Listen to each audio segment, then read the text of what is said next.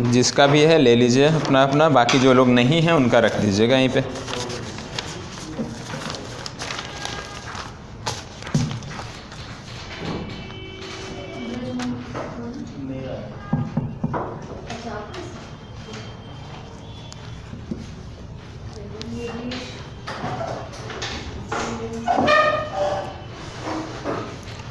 हो गया सबका?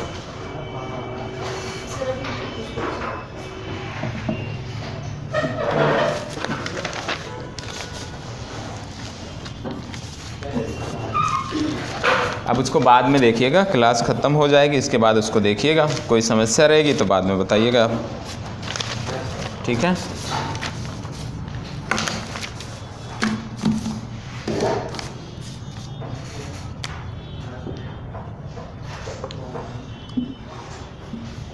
तो सबसे पहले हम देखेंगे आज राज्य विशेष में बिहार से शुरुआत करेंगे, ठीक है। 4 से 5 प्रश्न हैं जो महत्वपूर्ण है पीटी के लिए, उन्हीं की बात करेंगे। इसके बाद फिर आते हैं जो साप्ताहिक करंट अफेयर्स है उस पर, ठीक है। तो अब आवाज़ मत करिए, ठीक। तो सबसे पहले हम शुरुआत करेंगे बिहार से, और बिहार के बारे में सबको पता होगा। राजधानी क्या है और यहाँ के मुख्यमंत्री कौन हैं? नीतीश कुमार। राज्यपाल कौन है? फागू चौहान, ठीक है। इतनी तो बेसिक बातें हैं, सबको पता होना चाहिए, ठीक है।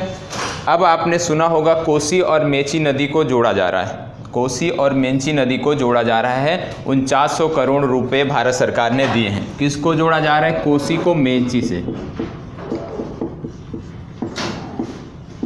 कोसी को मेची नदी से जोड़ा जा रहा है।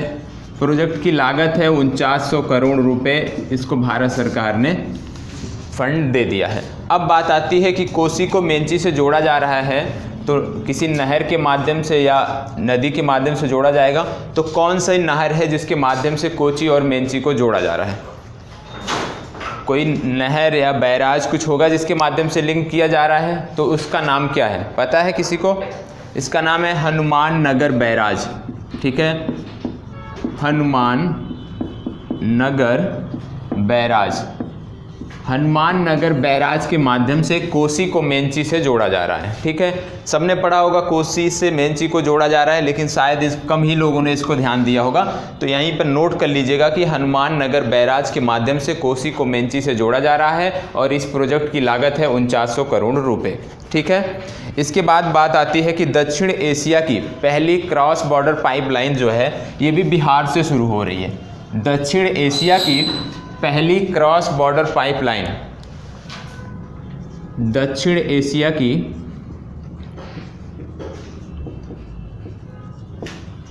पहली क्रॉस बॉर्डर पाइपलाइन, इसकी भी जो ओरिजिन है वो बिहार से है। अब आपको पता होना चाहिए, पहली बात क्रॉस बॉर्डर है, इसका मतलब भारत से किसी अन्य देश में जाएगी, ठीक है। तो किस देश में जाएगी ये पता होना चाहिए।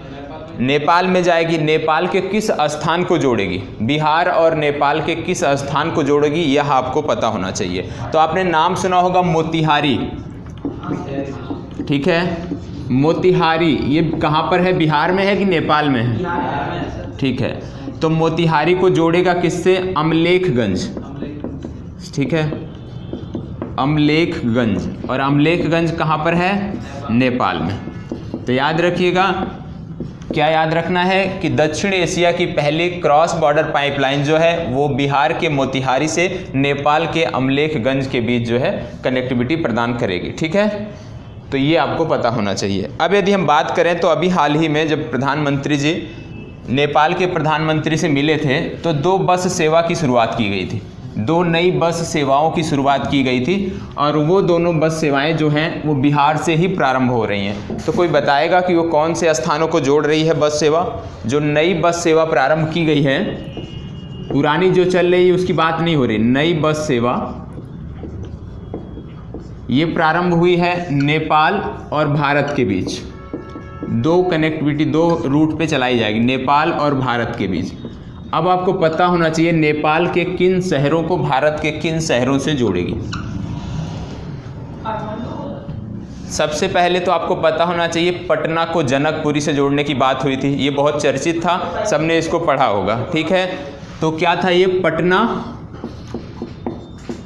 पटना को जनकपुरी से जोड़ने की बात हुई थी। ठीक है, पहला तो ये हो गया।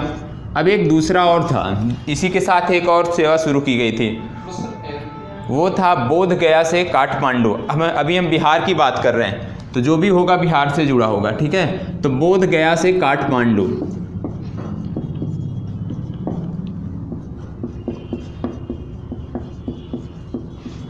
ठीक है, बोध गया से काठमांडू, दूसरा है पटना से जनकपुरी। यदि मुख्य परीक्षा में भारत नेपाल संबंधों पर कुछ आता है लिखने को, तो वहाँ पर आप इन सब चीज़ों को दिखा सकते हैं कि किस प्रकार से भारत और नेपाल के बीच जो है कनेक्टिविटी और सांस्कृतिक आदान प्रदान को बढ़ावा दिया जा रहा है। तो ये सारी चीज़ें आपको पता होना चाहिए।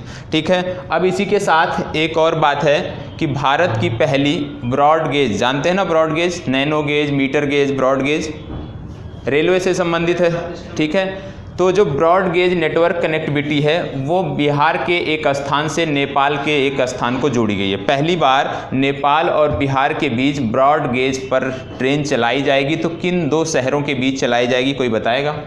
भारत और नेपाल के बीच ब्रॉड गेज नेटवर्क पर,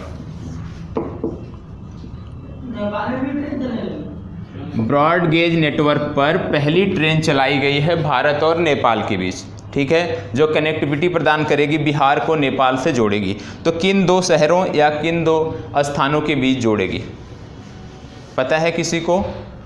जयनगर का नाम सुना है? जयनगर, ये जोड़ेगी जयनगर, ये है बिहार में, और दूसरा है कुर्था, ये है नेपाल में। ठीक है, तो पहली बार ब्रॉड गेज नेटवर्क पर भारत और नेपाल के बीच जो कनेक्टिविटी प्रदान की गई है वो जयनगर को कुर्था से जोड़ेगी, ये आपको पता होना चाहिए। अब ब्रॉड गेज क्या होता है, पता है किसी को? ब्रॉड गेज में पटरियों के जो बीच की दूरी होती है कितनी होती है? जैसे एक होता है ब्रॉड गेज, एक होता है मीटर गेज, एक होता है नैनो गेज। ठीक है, तो इसकी क्या होती है, डिस्टेंस क्या होती है, दूरी? देखिए, इसका होता है 1667 मिलीमीटर। ठीक है, 1.6 हो गया इसका। मीटर गेज का कितना होता है? मीटर गेज का कितना होता है? ठीक है, 76 मिलीमीटर। और नैनो गेज का 700 कुछ होता है, 762 या 63 होता है। ठीक है, तो ये आपकी जानकारी की चीज़ नहीं है, लेकिन देख रहे हैं तो ठीक है। तो तीन चीज़ें आपने देखा, क्या क्या? सबसे पहले बस सेवा देखा आपने नेपाल के दो शहरों के बीच, जनकपुरी से पटना, काठमांडू से बोध गया। दूसरा आपने देखा कि पहली बार ब्रॉड गेज नेटवर्क पर रेल चलाई जाएगी, ट्रेन चलाई जाएगी, और ये जयनगर को कुर्था से जोड़ेगी। जयनगर भारत में है और कुर्था जो है नेपाल में है। ठीक है, अब यहाँ पे नेपाल की बात हो रही है, तो नेपाल में एक त्यौहार मनाया जाता है। अभी हाल ही में एक परीक्षा हुई थी, उसमें पूछा गया था कि इसका नाम है कुकर तिहार महोत्सव। ठीक है, ये अभी हाल ही में पूछा गया था एक परीक्षा में, कुकर तिहार महोत्सव। ठीक है, कुकर तिहार जो महोत्सव है ये नेपाल में मनाया जाता है, और इस दिन जो है जो लोग कुत्तों को पालते हैं वो उनको पारंपरिक पोशाक में और अतिरिक्त चीज़ें करते हैं। तो कुत्तों से संबंधित है। कुकर तिहार महोत्सव मनाया कहाँ पे जाता है? नेपाल में मनाया जाता है। ठीक है, सिर्फ आपको इतना पता होना चाहिए कि कहाँ पे मनाया जाता है। आपने उस्ताद बिस्मिल्लाह खां का नाम सुना होगा। कौन सा वाद्य यंत्र बजाते हैं ये? शहनाई बजाते हैं। क्या नाम है? उस्ताद बिस्मिल्लाह खां।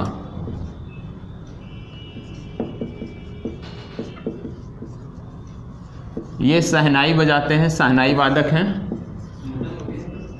ठीक है, इनके नाम पर बिहार राज्य सरकार जो है एक संस्कृत विश्वविद्यालय की स्थापना कर रही है। ठीक है, कौन कर रहा है? बिहार राज्य सरकार कर रही है संस्कृत विश्वविद्यालय की। ठीक है, तो ये आपको पता होना चाहिए। यदि आपसे पूछा जाए परीक्षा में कि उस्ताद बिस्मिल्लाह खान के नाम पर किस राज्य में जो है संस्कृत विश्वविद्यालय की स्थापना की जा रही है, तो इसका उत्तर होगा बिहार, और बिहार में की जा रही है। और आपसे ये भी पूछा जा सकता है कि कौन सा वाद्य यंत्र बजाते हैं, तो ये भी आपको पता होना चाहिए कि ये शहनाई बजाते हैं। ठीक है। और अभी हाल ही में यदि समाचार पत्र आपने पढ़ा होगा तो बिहार से संबंधित एक न्यूज़ थी, क्या था, प्यार का पौधा नामक कैंपेन चलाई गई है। प्यार का पौधा ये चलाया है बिहार राज्य सरकार ने। क्यों चलाया है? बिहार में वनावरण को बढ़ाने के लिए। ठीक है, वन प्रतिशत को बढ़ाने के लिए, जो वहाँ पे वनावरण है उसको बढ़ाने के लिए अभी एक सप्ताह पहले ही ये प्यार का पौधा नामक कैंपेन बिहार राज्य सरकार द्वारा चलाई गई है। और बिहार में बात करें तो वर्तमान समय में 7.2% क्षेत्र पर वनावरण है। बिहार के कुल क्षेत्रफल के 7.27% क्षेत्र पर ही वनावरण है। ये हालिया जो रिपोर्ट थी उसके आधार पर बात हो रही है। आपने एक नाम सुना होगा, सिलाव खांजा। सिलाव खांजा को अभी हाल ही में जीआई टैग दिया गया है। ठीक है, सिलाव खांजा ये जीआई टैग दिया गया है और ये संबंधित है कहाँ से? बिहार से। ठीक है, तो ये आपको पता होना चाहिए कि सिलाव खांजा किस राज्य से संबंधित है? बिहार से संबंधित है, और अभी हाल ही में इसको जीआई टैग दिया गया है। ठीक है, जो कनेक्टिविटी वाली बात थी वो आपको ज़रूर पता होना चाहिए। तब से जब से मैं पढ़ा रहा हूँ तब से मुझे याद है, मैंने बांग्लादेश के बारे में भी बताया था, रेल कनेक्टिविटी के बारे में। ठीक है, वो भी आपको पता होना चाहिए, और जो बंदरगाह इंपॉर्टेंट होते हैं उसके बारे में भी आपको पता होना चाहिए। ठीक है, क्योंकि मुख्य परीक्षा में यदि कुछ भी आता है दो देशों के संबंधों पे लिखने को, तो ये सारी चीज़ें आप डालते हैं फैक्ट, तो ये नंबर अच्छा मिलता है। ठीक है, तो चलिए बात करते हैं राष्ट्रमंडल की। राष्ट्रमंडल क्या है? कॉमनवेल्थ जिसको इंग्लिश में बोलते हैं। तो राष्ट्रमंडल है क्या?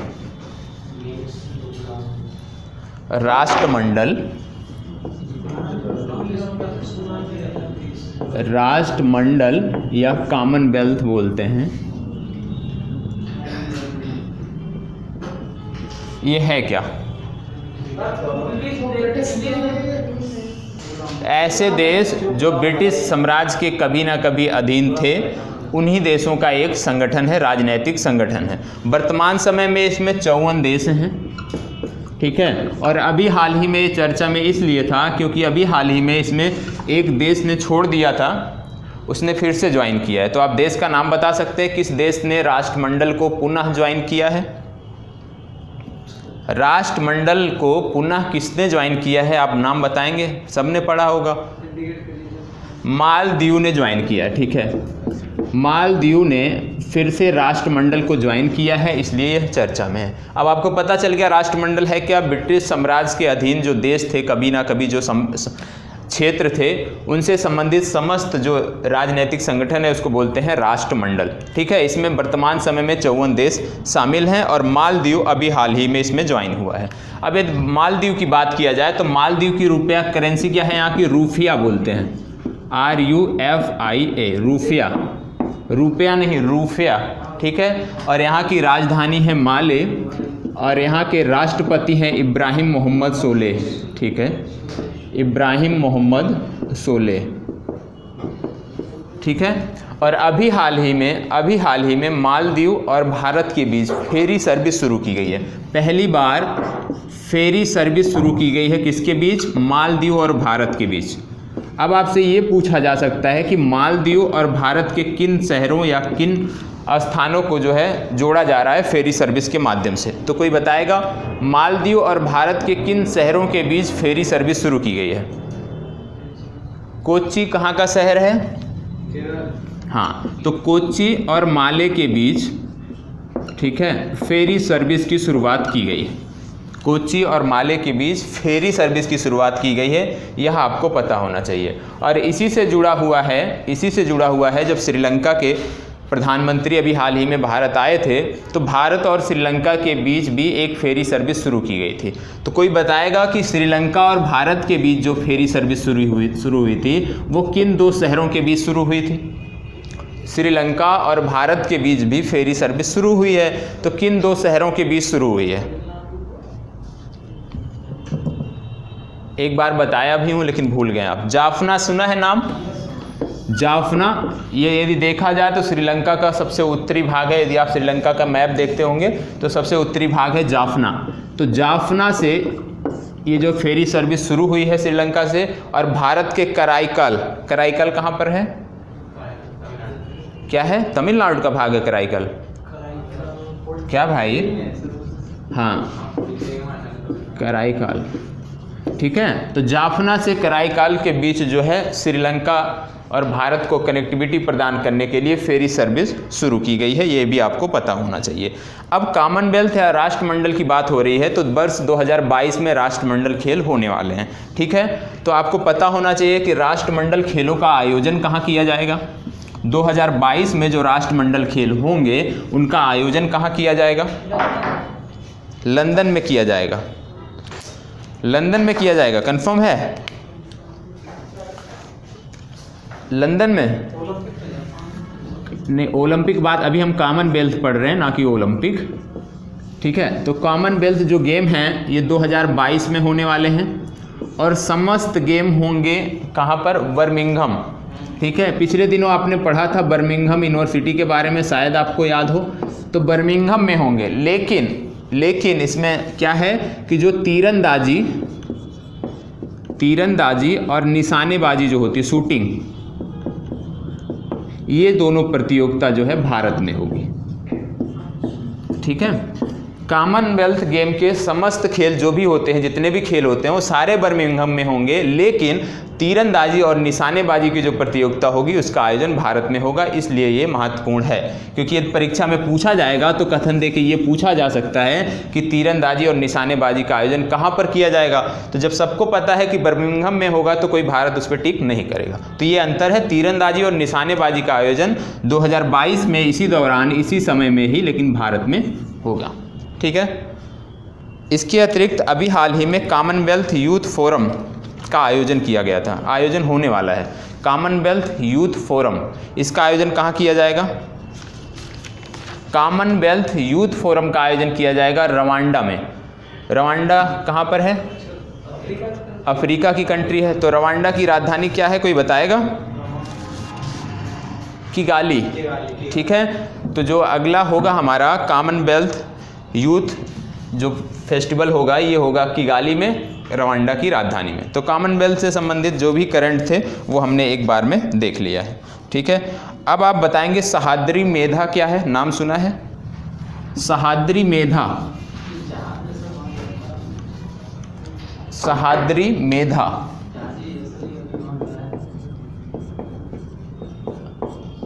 मेधा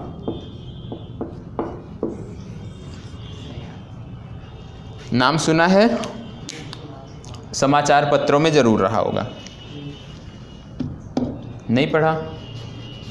वर्तमान समय में धान की खेती का जो रकबा है दिन प्रतिदिन कम हो रहा है। क्यों कम हो रहा है, क्योंकि एक रोग होता है जिसको बोलते हैं ब्लास्ट रोग, ठीक है। ब्लास्ट रोग के कारण जो है जो धान की पैदावार है वो लगभग 70 से 80% कम हो जाती है। किसकी वजह से, ब्लास्ट रोग,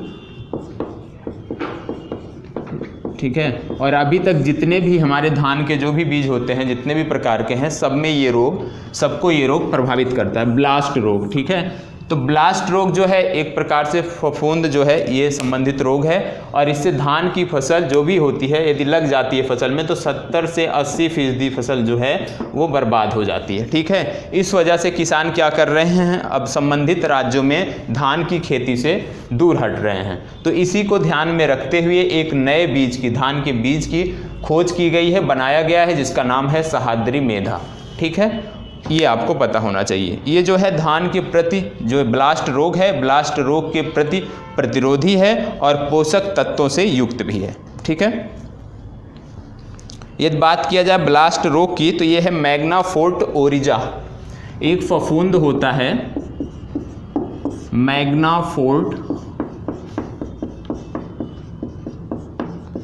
ओरिजा,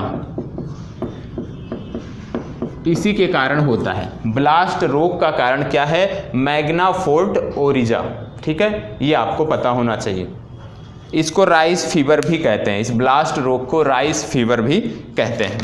अब यदि बात किया जाए कि ये जो बनाया गया है सह्याद्री मेधा, सहाद्री मेधा, इसमें क्या याद करने की अभी आपको और ज़रूरत है कि इसमें दो जो पहले हमारे दो किस्म थे, जो देसी किस्म थी धान की, उनको जो है संकर प्रजाति, उनसे संकर प्रजाति से ये सहाद्री मेधा बनाया गया है। तो आपसे पूछा जा सकता है सहाद्री मेधा किन दो प्रजातियों के संकर से बनाया गया है, तो ये भी आपसे प्रश्न पूछा जाता है। तो उनका नाम भी आपको पता होना चाहिए। एक है अक्कालू, ये देसी प्रजाति है धान की,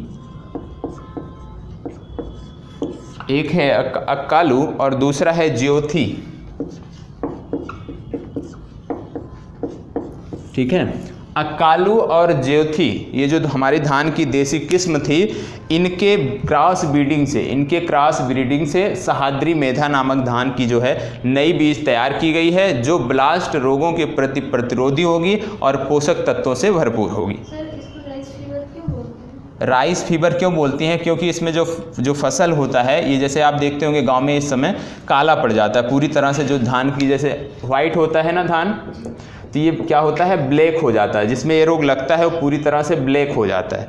और उसका जो है इस समय जो है गांव में, अभी तो हम घर से आए हैं, वहाँ भी ये समस्या काफ़ी है, ब्लैक हो जाता है पूरी तरह से। जो धान की फसल होती है वो ब्लैक कलर की हो जाती है, इसलिए इसको राइस फीवर बोलते हैं।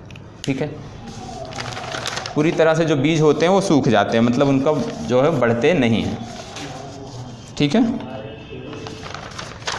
तो इतना हो गया। इसमें दो चीज़ याद रखने की ज़रूरत है कि अक्कालू और ज्योति के जो है ये इसकी क्रॉस ब्रीडिंग से जो है सहाद्री मेधा ये जो है।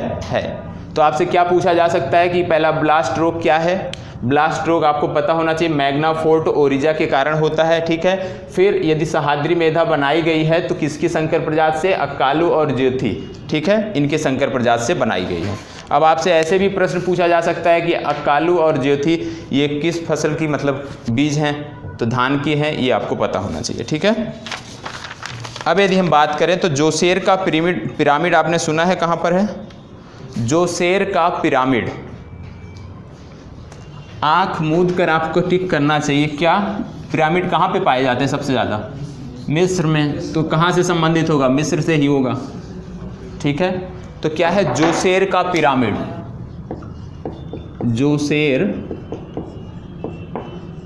जोसेर का पिरामिड ये चर्चा में क्यों है? क्योंकि अभी हाल ही में इसको पुनः आम जनता के लिए, आम नागरिकों के लिए खोल दिया गया है। ठीक है, क्या हुआ था इसमें? 1992 में मिस्र में आया था भूकंप, और 1992 के भूकंप में इसको काफ़ी जो है क्षति पहुंची थी, और 2006 से इसको जीर्णोद्धार किया जा रहा था, और यह अब पूरी तरह से आम नागरिकों के लिए खोल दिया गया है। तो याद रखना है क्या, जोसेर का पिरामिड कहाँ से संबंधित है? मिस्र से संबंधित है। इतनी जानकारी आपको होनी चाहिए। ठीक है, अब बात आ रही है मिस्र की, तो यह पूछा जा सकता है कि ये जो जोसेर का पिरामिड है यह किस पुरातात्विक स्थल से संबंधित है? ठीक है, तो कोई स्थल होगा तो उसका नाम है सक्कारा। ये सक्कारा पुरातात्विक स्थल है, यहीं पर है जोसेर का पिरामिड। ठीक है, सक्कारा पुरातात्विक स्थल है, वहीं पर है ये जोसेर का पिरामिड। ये भी आपसे पूछा जा सकता है। सक्कारा क्या है? ये पुरातात्विक स्थल है।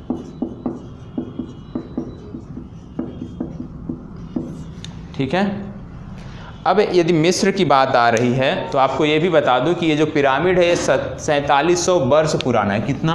4700 वर्ष पुराना है। ठीक है, 4700 वर्ष पुराना पिरामिड है।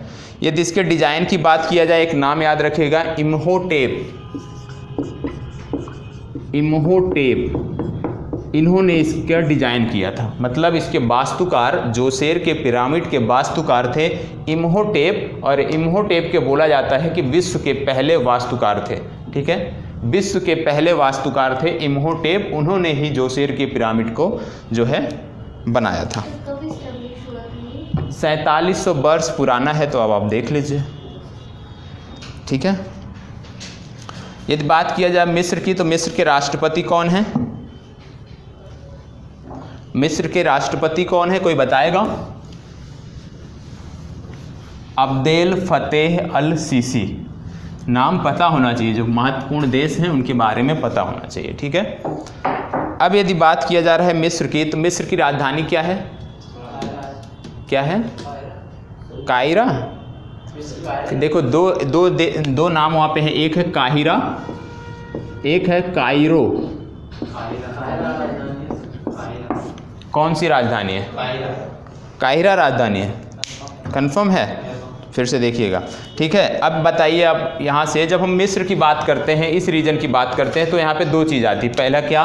रेड सी आता है, रेड सी आता है, और क्या आता है? हॉर्न ऑफ अफ्रीका, ठीक है, हॉर्न ऑफ अफ्रीका। अब कोई बताएगा कि हॉर्न ऑफ अफ्रीका में कौन कौन से देश हैं? हॉर्न ऑफ अफ्रीका में कौन कौन से देश हैं? सबसे पहले यदि हम नीचे से देखते हैं तो कौन सा आता है? सोमालिया। सोमालिया आएगा? नहीं, एक सीरियल से देखिए तो याद रहेगा। सोमालिया के बाद ऊपर जाते हैं तो छोटा सा देश आता है इरिट्रिया, इरिट्रिया आता है। उसके पहले, इरिट्रिया के पहले आता है बहुत छोटा सा, जब ऐसे देखते होंगे यहाँ पे, जिबूती, ठीक है, जिबूती। और एक देश अभी बचा है, कौन सा? इथियोपिया, ठीक है।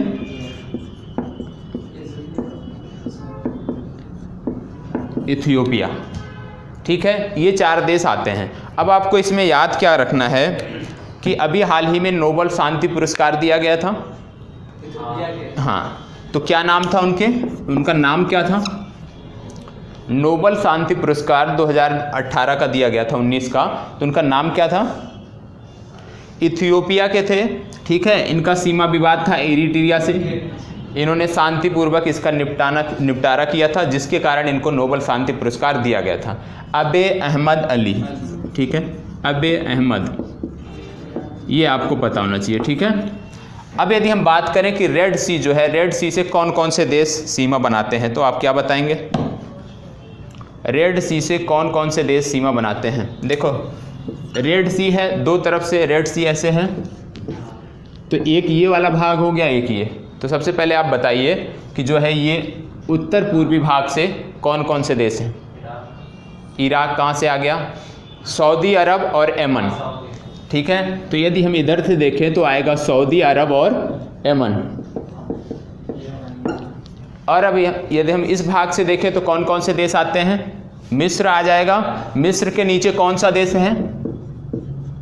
सूडान। सूडान है या नहीं है? सूडान नहीं है, सूडान नहीं है। रेड सी से सूडान की सीमा नहीं लगती है। रेड सी से लाल सागर से सूडान की सीमा नहीं लगती है, लगती है, ठीक है। अभी आपका, अब ये तो कंफर्म है कि लगती है, ठीक है। अब सूडान के नीचे कौन सा देश आता है? 4 देश ही हैं। सबसे पहला आता है मिस्र, दूसरा है सूडान, तीसरा है इरिट्रिया, ठीक है, क्योंकि बॉर्डर है, ठीक है। सोमालिया कहाँ से आ गया रेड सी में? जिबूती, ठीक है। तो 4 देश हैं, मिस्र, सूडान, जिबूती और इरिट्रिया। तो ये आपको पता होना चाहिए, ठीक है। ये चारों नाम आपको पता होना चाहिए। और आप हमें बता दीजिए, बाब अल मंडेव जल संधि भी है यहीं पे, बाब अल मंडेव जल संधि। तो आप बताएंगे किन 2 सागरों को या किन 2 जल निकायों को जोड़ती है बाब अल मंडेव? ये जो बाब अल मंडेव है, ये किन 2 जल निकायों को जोड़ती है? फारस की खाड़ी कहाँ से आ गया वहाँ पे? लाल सागर और अदन की खाड़ी, ठीक है। सारा भूल गए हैं। लाल सागर, अदन की खाड़ी, ठीक है, इन 2 जल निकायों को जोड़ती है। यदि बात किया जाए कि किन 2 स्थल खंडों को अलग करती है, तो क्या होगा? अफ्रीका को किससे? अफ्रीका को किससे? यूरोप से, एशिया से, ठीक है। तो ये आपको पता होना चाहिए, ठीक है, बाब अल मंडेव। और यहाँ पे मिस्र में एक फेस्टिवल होता है इंडिया बाय द नील, अभी इसका चल रहा है, सप्ताह भर का फेस्टिवल होता है, वर्तमान समय में चल रहा है। इसका नाम है India by the Nile, India by the Nile. ये है क्या? ये जैसे भारत की जो सांस्कृतिक कार्यक्रम होते हैं, ज़्यादातर जो भारत की बॉलीवुड की फिल्में होती हैं इनको वहाँ पर दिखाया जाता है। ठीक है, सांस्कृतिक आदान प्रदान, यहाँ के जो फूड कल्चर होते हैं उसका आयोजन वहाँ पे किया जाता है। ठीक है, तो सांस्कृतिक आदान प्रदान बढ़ाने के लिए भारत और मिस्र के बीच ये 8वां संस्करण है इसका। इंडिया बाय द नील का 8वां संस्करण 3 मार्च से चल रहा है। ठीक है, तो आपको पता होना चाहिए इंडिया बाय द नील का 8वां संस्करण मिस्र में चल रहा है और इसका आयोजन मिस्र की राजधानी में होता है। ठीक है, और मिस्र की राजधानी है कायरो। ठीक, अब हम बात करते हैं मड़ी ऐप की। तो किसी ने नाम सुना मड़ी ऐप? कैसे पढ़ते हैं, नहीं सुना फिर? मड़ी ऐप,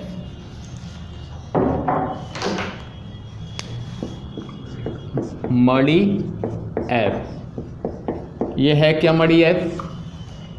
सुना है किसी ने? हाँ, एप्लीकेशन है। ठीक है, ऐप बोल दिया तो एप्लीकेशन ही है। तो है क्या ये? जो मड़ी ऐप है इसको किसने बनाया है? आरबीआई द्वारा।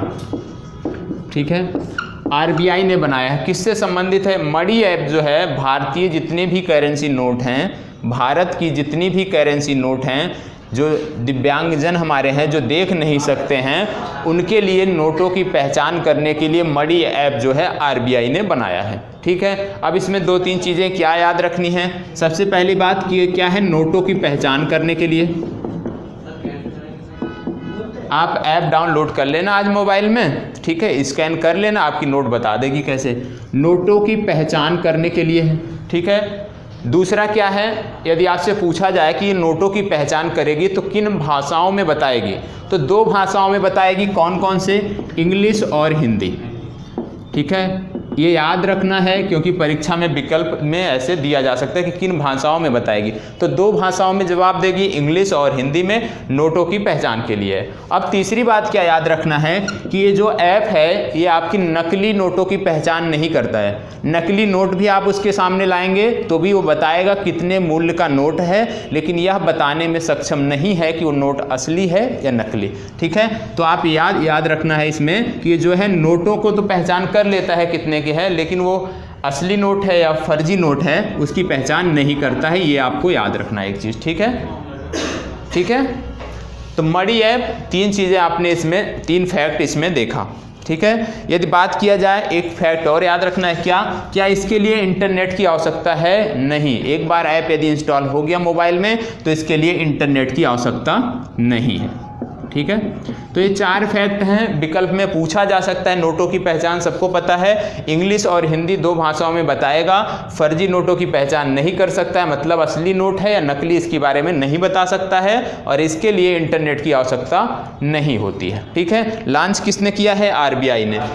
और आरबीआई के गवर्नर वर्तमान समय में कौन है? शक्तिकांत दास। ठीक है, आरबीआई का हेडक्वार्टर कहाँ है? मुंबई में। स्थापना कब हुई थी? 1935 में। ठीक है, ये तो सबको पता होगा। अब इसी से मिलता जुलता एक और ऐप जो है हमने और बताया था, उसका नाम था रोशनी ऐप। ये भी था करेंसी नोटों की पहचान करने के लिए। तो कोई बताएगा कि रोशनी ऐप को डेवलप किसने किया था? 2-3 बार बता चुका हूँ। रोशनी ऐप को डेवलप किसने किया था?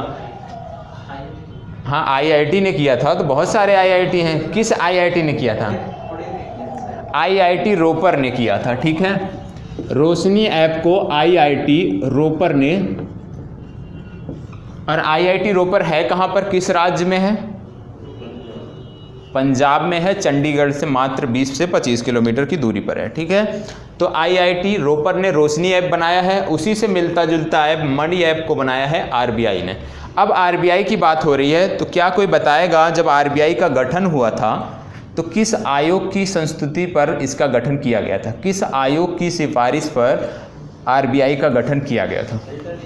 हाँ जी, हिल्टन एंड यंग कमीशन के संस्तुति पर इसका गठन किया गया था। ये आपको पता होना चाहिए। ठीक है, अब मैंने एक चीज़ आरबीआई के बारे में और बताया था कि आरबीआई भारत में किन स्थानों पर नोटों को बनाती, भारतीय नोट जो हैं, करेंसी नोट जो हैं, उनको किस स्थान पर प्रिंट किया जाता है? 4 स्थानों पर प्रिंट किया जाता है। वो 4 स्थान कौन कौन से हैं? नहीं पता? एक बार बता चुका हूँ। देवास, सलबोनी, मैसूर और चौथा क्या है, नासिक। ठीक है, अब इसका राज्य बता देंगे कि कौन सा किस राज्य में है। देवास किस राज्य में है, मध्य प्रदेश में है। सलबोनी कहाँ पर है, वेस्ट बंगाल पश्चिम बंगाल में है। मैसूर कर्नाटक में हो गया। नासिक कहाँ पर है, महाराष्ट्र में। यदि बात किया जाए सिक्के कहाँ पर ढाले जाते हैं भारत में, भारत में 4 जगहों पर ही सिक्के ढाले जाते हैं। वो 4 स्थान कौन कौन से हैं, कोलकाता, हैदराबाद, मुंबई और नोएडा। ठीक है, कोलकाता, हैदराबाद, मुंबई और नोएडा। ठीक है, तो इन 4 स्थानों पर सिक्के ढाले जाते हैं। इन 4 स्थानों पर करेंसी नोट प्रिंट किए जाते हैं। यदि आपसे पूछा जाए कि करेंसी नोटों के लिए कागज़ कहाँ बनता है, जो हमारी करेंसी नोट है उसके लिए कागज़ कहाँ तैयार किया जाता है, नहीं पता है, होशंगाबाद है। अब होशंगाबाद कहाँ है आप बताएंगे। होशंगाबाद में, ठीक है, यहाँ क्या होता है, करेंसी नोटों के लिए कागज़ तैयार किया जाता है। ठीक है, तो आरबीआई से संबंधित आपके नोट कैसे छपते हैं, कहाँ छपते हैं, उससे संबंधित जो भी चीज़ें थी यहाँ पर आपके लिए बता दी गई हैं। नोट करना है तो नोट कर सकते हैं। ठीक है, आरबीआई से संबंधित एक और फैक्ट नोट करना है, ऑपरेशन ट्विस्ट मैंने पढ़ाया भी था, यदि किसी को याद हो तो बताएं क्या था। ऑपरेशन ट्विस्ट आरबीआई से संबंधित है, इसके बारे में अलग से बताया था 2 से 3 मिनट में। तो कोई बताएगा कि ऑपरेशन ट्विस्ट क्या था। ओपन मार्केट ऑपरेशन के जरिए 10,000 करोड़ की प्रतिभूतियों को आरबीआई या तो खरीदेगा या तो बेचेगा। क्यों, बाजार में तरलता बनाए रखने के लिए। ठीक है, तो याद रखिएगा ओपन, ये जो है ऑपरेशन ट्विस्ट जो है ये आरबीआई से संबंधित है, ओपन मार्केट ऑपरेशन से संबंधित है। ठीक है, अब आप यदि हम समाचार पत्र पढ़ते होंगे तो रूस के बारे में ज़रूर पढ़ा होगा। इस समय रूस के घटनाक्रम के बारे में ज़रूर पढ़ा होगा। नहीं पढ़ा है तो गलत बात है, यदि पढ़े हैं तो बहुत अच्छा है। पढ़ा है रूस के बारे में कुछ इस समय। आपको पता है रूस में चर्चा चल रही है कि जो रूस के राष्ट्रपति हैं, क्या नाम है, हाँ जी, व्लादिमीर पुतिन। चर्चा चल रही है और लगभग तय भी है कि ये जो व्लादिमीर पुतिन हैं 2036 तक पद पर बने रहेंगे। ठीक है, 2036 तक रूस के क्या बोलते हैं राष्ट्रपति व्लादिमीर पुतिन ही रहेंगे। इस बात की चर्चा चल रही है और इस पर कार्य भी आगे बढ़ गया है। तो क्या हुआ है कि 11 मार्च 2020 को, ठीक है, कब, 11 मार्च को, 11 मार्च 2020 को रूस की संसद में एक प्रस्ताव लाया गया था। ठीक है, अब रूस की संसद के बारे में यदि देखें तो सबसे पहले देख लेते हैं रूस के जो ढांचा है वहाँ का राजनीतिक, उसके बारे में कुछ पता है। संसद के नाम नहीं, संसद के नाम है, ठीक है। जैसे भारत में क्या होता है कि राज्य की विधानसभाएं हैं, ठीक है। यदि केंद्र की बात किया जाए तो 2 सदन हैं, ठीक है, लोकसभा, राज्यसभा, फिर उसका हेड होता है प्रधानमंत्री, ठीक है। प्रधानमंत्री ही एक प्रकार से राष्ट्रपति की यदि देखा जाए तो नियुक्ति करता है। तो रूस में क्या है, रूस में जो है आपको पता है प्रेसिडेंट ही सब कुछ है, राष्ट्रपति ही सब कुछ होता है, ठीक है। और राष्ट्रपति ही यहाँ पर पीएम को नियुक्त करता है। प्रधानमंत्री की नियुक्ति जो है राष्ट्रपति ही करता है। यदि इसके सदन की बात किया जाए, पार्लियामेंट की बात किया जाए, यहाँ के पार्लियामेंट की बात किया जाए तो यहाँ भी 2 सदन है, जैसे अपने यहाँ है, ऐसे है अपर हाउस और लोअर हाउस। अब आप बताएंगे किस अपर हाउस का नाम ड्यूमा है या लोअर हाउस का नाम ड्यूमा है। ड्यूमा सबने पढ़ा है, संसद का नाम है, तो लोअर हाउस का नाम है या अपर हाउस का नाम है। लोअर हाउस का नाम है ड्यूमा, ठीक है, और इसी की चर्चा होती है अक्सर, ठीक है। अपर हाउस का क्या नाम है, फेडरेशन काउंसिल, ठीक है, फेडरेशन काउंसिल। तो सर इसमें भी अपने यहाँ जैसे ही सदस्य होंगे ना, राज्यसभा लोकसभा, हाँ जी ऐसे ही है, ठीक है।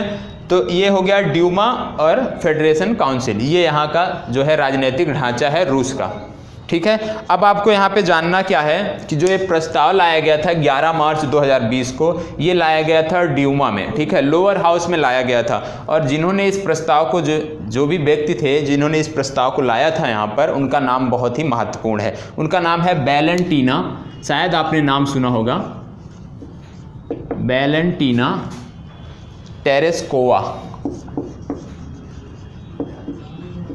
नाम सुना है? ये नहीं सुना है?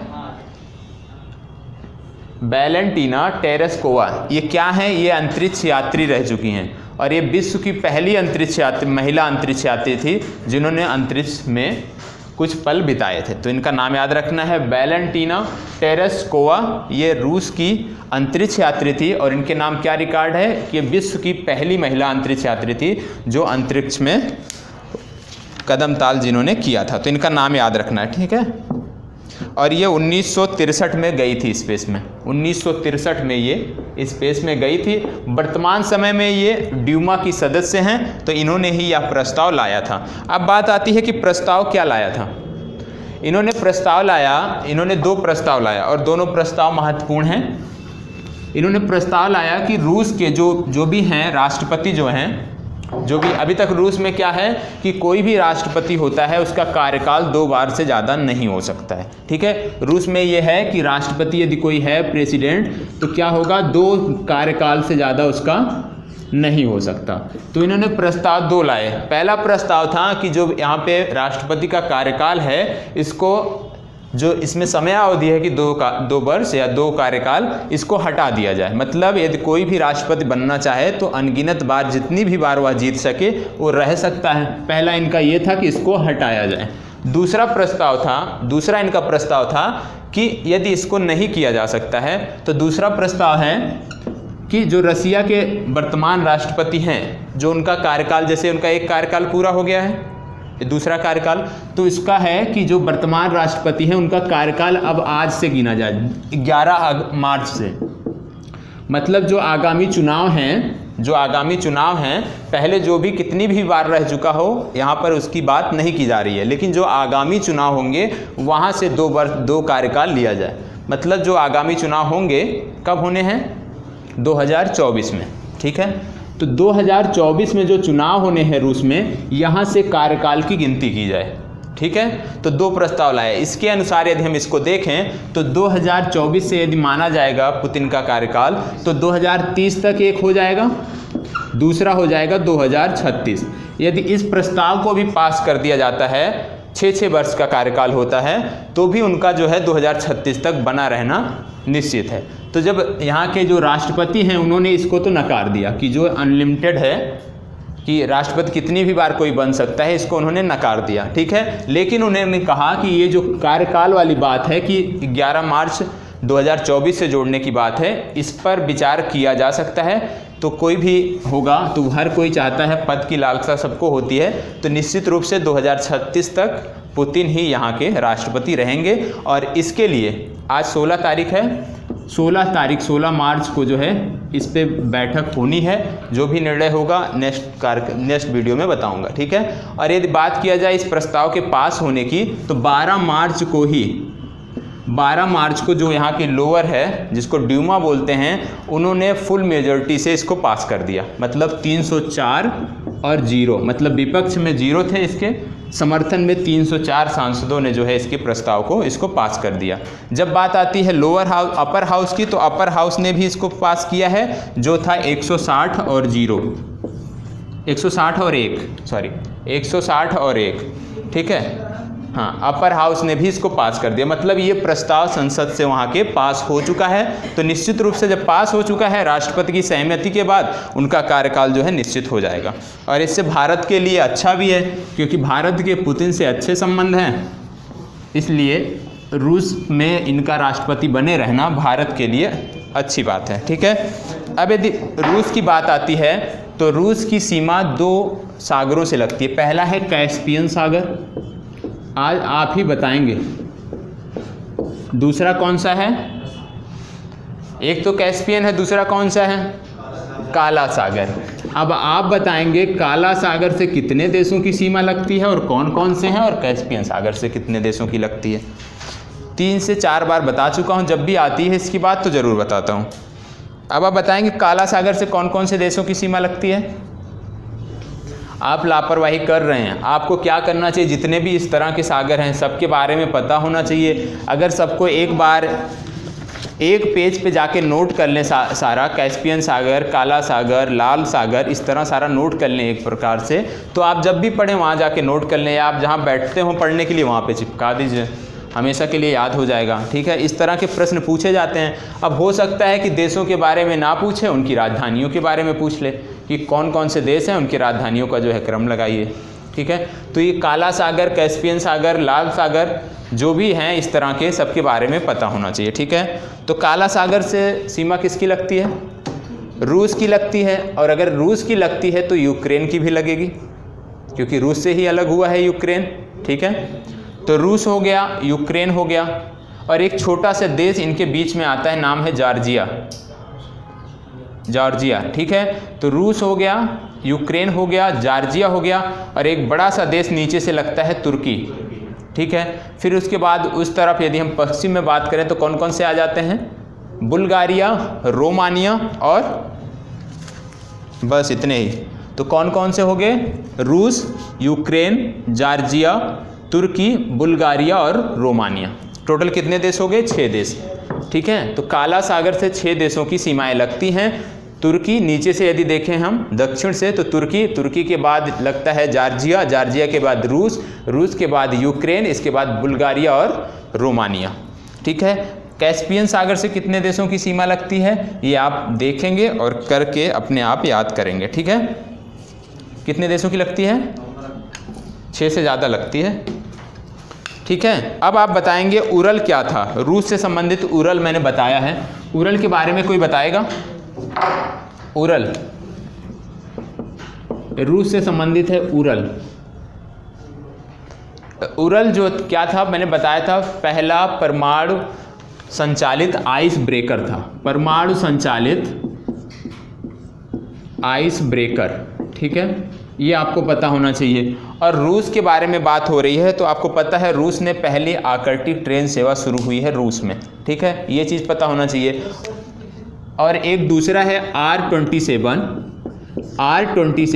एयर टू एयर मिसाइल, ये भी हम रूस से खरीद रहे हैं। ठीक है, क्या पूछ रहे थे भैया। उरल, उरल नाम ही है, हिंदी में नाम है इसका उरल। आइस ब्रेकर, आप जानते हैं रूस की स्थिति, भौगोलिक स्थिति देखें है ना रूस की, तो वर्ष भर लगभग बर्फ़ जमा रहता है। ठीक है, तो जो सागर हैं उसके, तो वहाँ पे बर्फ़ को तोड़ने के लिए, जिससे कि यातायात, जो जल यातायात है कार्गो का जो है, वो सुचारू रूप से संचालित हो सके, उसके लिए होता है परमाणु जो है संचालित आइस ब्रेकर। तो ये पहला है, इससे पहले हो सकता है डीजल से संचालित होते रहे हों, लेकिन ये परमाणु संचालित है। ठीक है, इसके बाद आती है कि इसरो की तकनीकी संपर्क इकाई जो है वो भी स्थापित की जा रही है, कहाँ पर, मॉस्को में। और रूस ही हमारे गगनयान के लिए जो अंतरिक्ष यात्री हैं उनको प्रशिक्षित करेगा, ये भी आपको पता होना चाहिए। और रूस ने एक रोबोट को अंतरिक्ष में भेजा था, क्या कोई नाम बताएगा उसका। जब भी व्योमित्रा की चर्चा होती है हमने उससे जोड़ के देखा था, फेडोर। ठीक है, फेडोर, व्योमित्रा से पहले रूस ने फेडोर को भेजा था, व्योमित्रा भारत का है। इसके अतिरिक्त एक और हाइपरसोनिक मिसाइल थी, मैंने बताया था अवांगार्ड। ठीक है, ये आपको पता होना चाहिए कि अवांगार्ड जो है ये हाइपरसोनिक मिसाइल है और इसको रूस ने तैनात किया है। ठीक है, यहाँ की 3 कंपनी हैं, उनके बारे में आपको पता होना चाहिए, जिसमें एक जो हथियार निर्माता कंपनी है उसका नाम है अल्माज आंटी, ये बहुत ही महत्वपूर्ण है, अल्माज आंटी, ये हथियार निर्माता कंपनी है रूस की। कैस्पर स्काई का नाम आपने सुना होगा, एंटीवायरस, नहीं सुना है, वो भी रूस का ही है। ठीक है, इसके अतिरिक्त रोज नेफ्ट, ये भी तेल कंपनी है, रोज नेफ्ट, ये जो तेल कंपनी है ये भी वहाँ की है, रूस की है। तो अल्माज आंटी पता होना चाहिए। ठीक है, क्योंकि अभी हाल ही में रिपोर्ट आई थी कि सबसे ज़्यादा हथियार किन कंपनियों ने बनाए हैं, किन कंपनियों ने निर्यात किए हैं, तो उसमें सबसे पहला स्थान था अमेरिका की कंपनी का, और उसके बारे में मैंने बताया था, लॉकहीड मार्टिन बताया था ना, लॉकहीड मार्टिन बताया था। तो लॉकहीड मार्टिन जो है वो हथियार निर्माता टॉप कंपनी है जिसने सबसे ज़्यादा हथियार बेचे हैं। ठीक है, द्वितीय स्थान पर बोइंग था, और ये दोनों अमेरिका के हैं। रूस की जो सबसे ज़्यादा हथियार बेचने वाली कंपनी थी वो थी अल्माज आंटी, इसलिए इसकी चर्चा हमने यहाँ पर किया है। ठीक है, आपने सुना होगा इस समय करेंसी स्वैप एग्रीमेंट, सुना है? अभी हाल ही में सार्क देशों के साथ हुआ था करेंसी स्वैप एग्रीमेंट। ये होता क्या है? पढ़ा होगा इकोनॉमिक्स में सबने, सुना है कि पढ़ा है? करेंसी स्वैप एग्रीमेंट ये होता क्या है? सबसे पहले तो ये पता होना चाहिए करेंसी स्वैप एग्रीमेंट होता क्या है। अभी हाल ही में भारत ने सार्क देशों के साथ किया था। किसके साथ किया था? सार्क देशों के साथ। ठीक है, सार्क देशों के साथ भारत ने करेंसी स्वैप एग्रीमेंट किया था। ठीक है, क्यों किया था? क्यों किया था? इसमें होता क्या है? करेंसी स्वैप एग्रीमेंट होता क्या है? जैसे आप जान रहे हैं कोरोना वायरस के चलते वैश्विक अर्थव्यवस्था बुरी तरह से प्रभावित है। ठीक है, और भारत की भी अर्थव्यवस्था प्रभावित है। और आप जानते हैं भारत में FPI फॉरेन पोर्टफोलियो इन्वेस्टमेंट ये बहुत ज़्यादा होता है। ठीक है, तो FPI के माध्यम से जो भी लोग कहाँ पे लगाते हैं पैसा अपना? शेयर बाजार में लगाते हैं। ठीक है, तो FPI के माध्यम से जो भी लोग पैसा शेयर बाजार में लगाते थे उनका क्या हुआ है कि जैसे कोरोना के चलते वैश्विक अर्थव्यवस्था प्रभावित हुई है, तो क्या हो गया है, अब FPI जो है वो शेयर मार्केट से अपना पैसा लगातार निकाल रहे हैं। ठीक है, और पैसा निकालने से क्या हो रहा है, जिन कंपनियों से पैसे निकाले जा रहे हैं उनके शेयर का दाम जो है घट रहा है। और जब पैसा निकाला जाएगा तो क्या होगा, डॉलर की मांग बढ़ेगी, क्योंकि जो भी करेंसी अपने देश से भारत से लेके जाएगा वो डॉलर में लेके जाएगा। ठीक है, तो डॉलर की मांग इससे बढ़ गई है। ठीक है, डॉलर की मांग क्यों बढ़ गई है? अर्थव्यवस्था जो इस समय चरमरा रही है उसकी वजह से डॉलर की मांग बढ़ गई है। और जब डॉलर की मांग बढ़ गई है तो क्या होता है, बैंकों पर दबाव होता है कि डॉलर, वो जब व्यक्ति कोई जा रहा है भारत से तो उसको देना पड़ेगा, तो डॉलर कहाँ से लाएं? तो इससे क्या हुआ, डॉलर की मांग बढ़ी और रुपये की मांग जो है, रुपये का मूल्य जो है कम होता गया। जब डॉलर की मांग बढ़ेगी तो रुपये का मूल्य डॉलर की तुलना में कम होता गया। और वर्तमान समय में कल तक रुपये का मूल्य था 74 रुपये में $1 मिलता था। अब आज का क्या है पता नहीं, लेकिन कल का था 74 रुपये में $1 मिलता था। तो रुपये की कीमत कितनी गिर गई है आप सोच सकते हैं कि 74 रुपये में $1 मिल रहा है।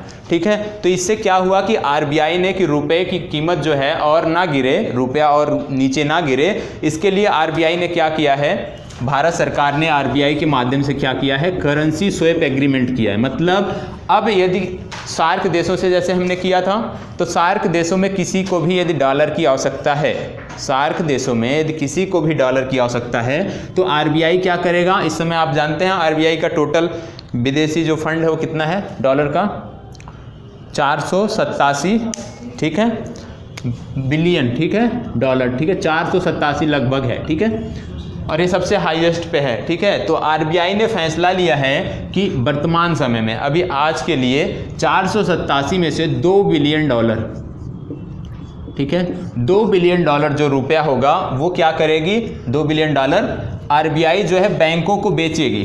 ठीक है, करेंसी स्वैप एग्रीमेंट के जरिए बैंकों को बेचेगी। और जो भी बैंक बोली लगाकर इसमें, ठीक है, पहले चरण में 2 बिलियन दे रही है, यदि आवश्यकता होगी तो और देगी। ठीक है, तो अभी जो भी बैंक जिनको डॉलर की आवश्यकता है वो क्या करेंगे, बोली के माध्यम से RBI से डॉलर लेंगे।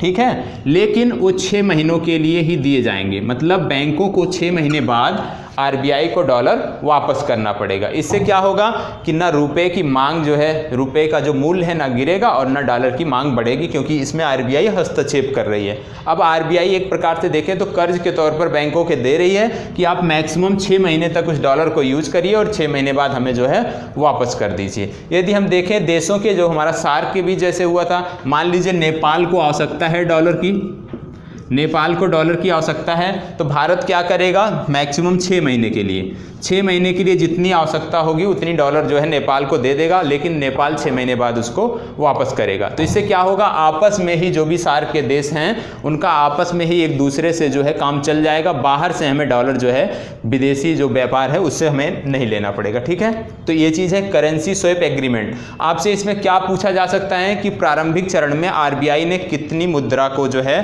करेंसी करेंसी स्वैप एग्रीमेंट के तहत दिया है। तो याद रखना है सिर्फ कि $2 मिलियन ही जो है प्रारंभिक चरण में दिए जा रहे हैं, ठीक है।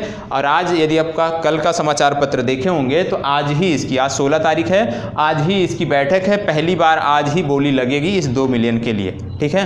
कल का समाचार पत्र आप देखेंगे तो जरूर इससे संबंधित कुछ ना कुछ आपको दिखेगा, ठीक है। तो आपने समझा करेंसी स्वैप एग्रीमेंट क्या है। 2 बिलियन आरबीआई दे रही है बैंकों को कि आप लीजिए, जिसको आवश्यकता है बोली के माध्यम से, मैक्सिमम 6 महीने के लिए, 6 महीने बाद आपको उसको वापस करना पड़ेगा, ठीक है। तो शॉर्ट टर्म में यदि हम समझे कि करेंसी, ये क्या है currency swap agreement, short term में कम समय में बाजार में तरलता को बनाए रखने के लिए करेंसी स्वैप एग्रीमेंट किया जाता है, ठीक है। कम समय में तरलता को बनाए रखने के लिए, ठीक है। आज 16 तारीख है, आज ही है इससे संबंधित समझौता, आप चाहेंगे तो देख सकते हैं। अब एक प्रश्न और है कि सार्क के साथ ही भारत ने क्यों किया, क्योंकि बिम्स्टेक के साथ हम कर सकते थे, तो सार्क के साथ क्यों किया। जैसे आप समाचार पत्रों में सुनते होंगे, पढ़ते होंगे कि भारत जो है सार्क को उतनी तवज्जो नहीं दे रहा, उसके स्थान पर हम बिम्स्टेक को बढ़ावा दे रहे हैं। तो हमने ये समझौता सार्क के साथ क्यों किया, बिम्स्टेक के साथ क्यों नहीं किया।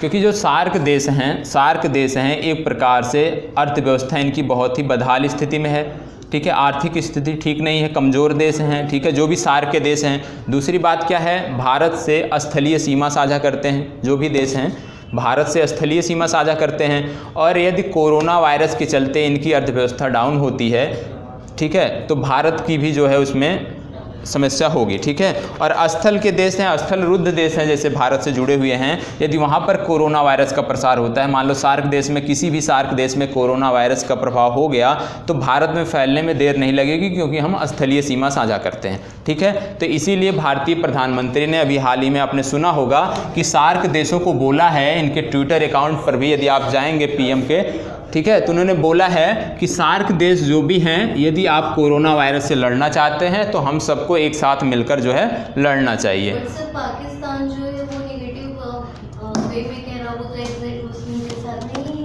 देखिए, तो यदि आप ट्विटर अकाउंट देखेंगे, सार्क का ट्विटर अकाउंट, जैसे ट्विटर अकाउंट देखेंगे, जैसे जितने भी कंट्री सार्क के हैं, बांग्लादेश के देखेंगे तो बांग्लादेश के जो चीफ एडवाइज़र हैं वहाँ के प्रधानमंत्री के, उन्होंने भी ट्वीट किया है कि हम स्वागत करते हैं इसका। इसी तरह से नेपाल के जो प्रधानमंत्री हैं उन्होंने स्वयं ट्वीट किया है। तो इस तरह से जो संबंधित देश हैं, श्रीलंका के प्रधानमंत्री ने भी ट्वीट किया है उसको, तो संबंधित देशों ने किया है। पाकिस्तान की अभी कोई प्रतिक्रिया ऑफिशियल नहीं आई है कि हम समर्थन करेंगे, जाना चाहते हैं या नहीं, लेकिन पाकिस्तान को छोड़कर अन्य देशों ने किया है, ठीक है। तो बाकी आपको नज़र बनाए रखना है कि पाकिस्तान की क्या प्रतिक्रिया रहती है, ठीक है। क्योंकि आज जब आप पढ़ रहे हैं तब तक तो पाकिस्तान ने सहमति नहीं जताई है, हो सकता है कल सहमति जता दे और उसके बाद परीक्षा में आ जाए तो आप यही पढ़ रहे हैं कि पाकिस्तान ने सहमति नहीं जताई थी, तो गलत हो जाएगा, ठीक है। तो आगे आप पढ़ते रहेंगे, ठीक है। आप सबका जाके ट्विटर अकाउंट देखेंगे ना, सब ने किया है लगभग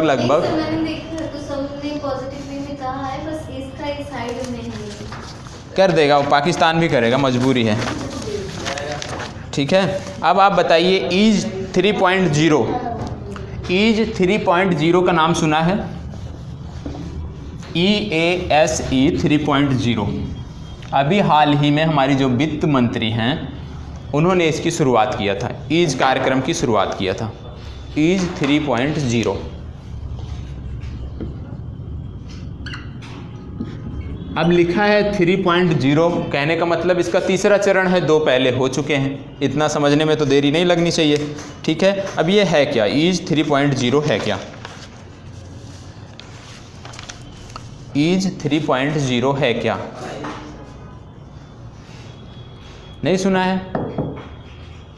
देखो ईज 3.0, सबसे पहले ईज का फुल फॉर्म पता होना चाहिए, ईज का फुल फॉर्म नोट करना चाहे नोट कर लें, enhanced access and service excellence, enhance access and service excellence, ये इसका फुल फॉर्म है, ठीक है। अब इससे कुछ कुछ अंदाज़ा लग गया होगा कि किस चीज़ से संबंधित है, क्योंकि सारी चीज़ें तो इसके फुल फॉर्म में लिखी गई हैं, ठीक है। ये है क्या कि पब्लिक सेक्टर के जो बैंक हैं, ठीक है, जो हमारे पब्लिक सेक्टर के बैंक हैं, PSB, ठीक है। जो हमारे पब्लिक सेक्टर के बैंक हैं, आप जानते होंगे कि प्रारंभ में यदि हम जब देखें, जब ईज कार्यक्रम की शुरुआत नहीं हुई थी तब, ठीक है, जब ईज कार्यक्रम की शुरुआत नहीं हुई थी उससे पहले क्या था कि पीएसबी जो है हमारे, इनका एनपीए लगातार बढ़ता जा रहा था। एनपीए इनका लगातार बढ़ रहा था, किसकी अपेक्षा में? प्राइवेट सेक्टर बैंकों की अपेक्षा में इनका एनपीए लगातार बढ़ रहा था। दूसरी बात क्या थी?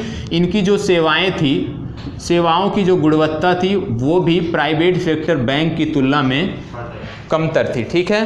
तो जो ये समस्या थी कि एनपीए लगातार बढ़ रहा है, सेवाएं उतनी अच्छी नहीं है जितनी प्राइवेट बैंकों की है, तो उसी को देखते हुए 2018 में ईज कार्यक्रम की शुरुआत हुई थी।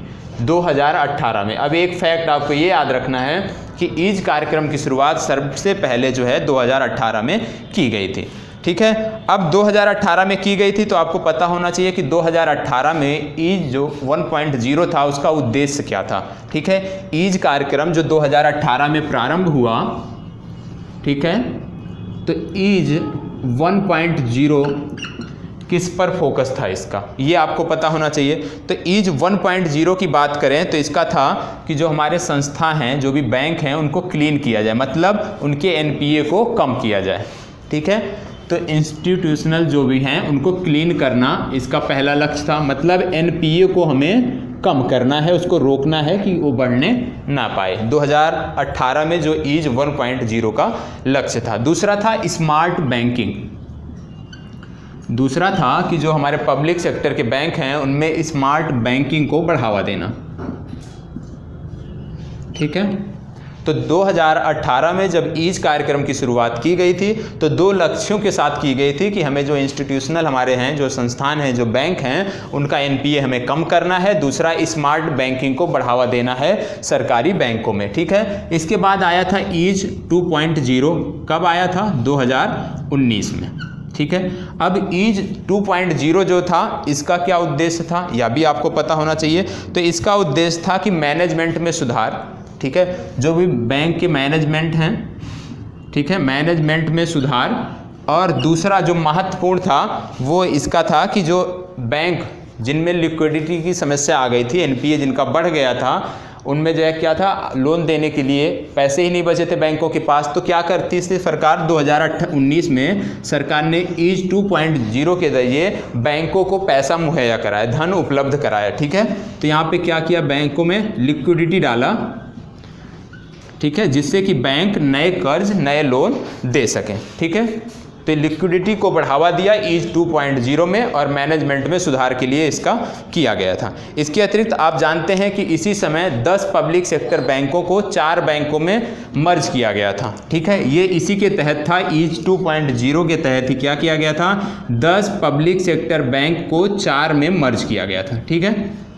10 को मिला के 4 किया गया था, ठीक है। अब इसके बाद जब अब कार्यक्रम चालू है, वर्तमान समय में कितने पब्लिक सेक्टर बैंक हैं, कोई बताएगा? 12 हैं, ठीक है। वर्तमान समय में 12 बचे हुए हैं।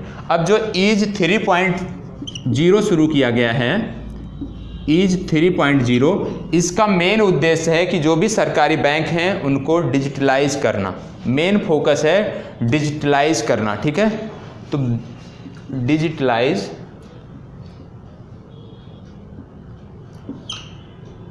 डिजिटलाइजेशन, ठीक है। ईज 3.0 का जो उद्देश्य है, मुख्य उद्देश्य है कि जो भी सार्वजनिक क्षेत्र के बैंक हैं उनको डिजिटलाइज करना, ठीक है। कस्टमर एक्सपीरियंस को सुधारना। दूसरा इसका है कि जो यहाँ पे ग्राहक होते हैं उनके एक्सपीरियंस को सुधारना, क्योंकि सबका जो है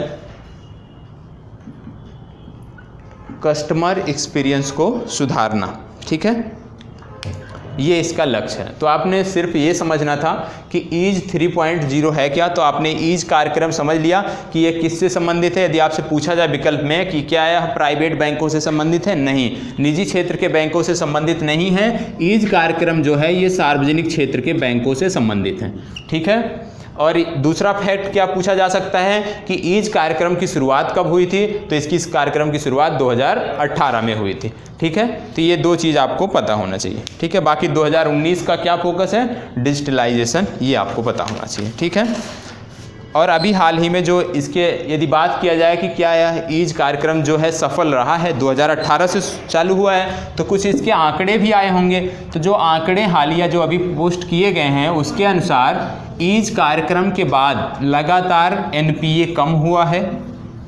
ठीक है, एनपीए कम होने के साथ जो फ्रॉड होता था बैंकों में, जैसे गलत जानकारी देकर, गलत डॉक्यूमेंट देकर जो लोन ले लिए जाते थे, उनमें भी कमी आई है। ठीक है, तो एक प्रकार से ईज कार्यक्रम जो है सफल रहा है। ठीक है, ये आपको पता होना चाहिए।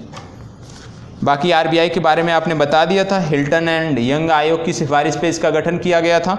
यदि बात किया जाए कि कारपोरेट लोन के लिए, कारपोरेट लोन के लिए एक समिति बनाई गई थी। किसकी अध्यक्षता में? कारपोरेट लोन के लिए एक समिति बनाई गई थी आरबीआई द्वारा, किसकी अध्यक्षता में? कोई बताएगा? और एक थी एटीएम शुल्कों से संबंधित, एटीएम शुल्कों की समीक्षा के लिए भी एक समिति बनाई गई थी। तो इन दोनों समितियों के प्रमुख कौन थे? पहला, कारपोरेट लोन के लिए जो समिति बनाई गई थी आरबीआई द्वारा, उसके प्रमुख कौन से? दूसरा, एटीएम शुल्कों की समीक्षा के लिए एक समिति बनाई गई थी आरबीआई द्वारा, इसके प्रमुख कौन थे?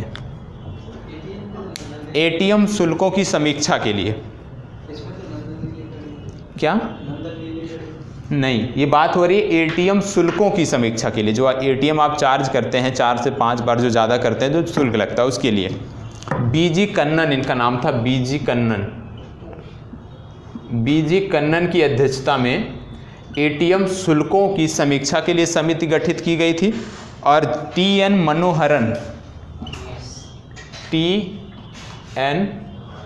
मनोहरन इनकी अध्यक्षता में कॉरपोरेट लोन से संबंधित एक समिति का गठन किया गया था।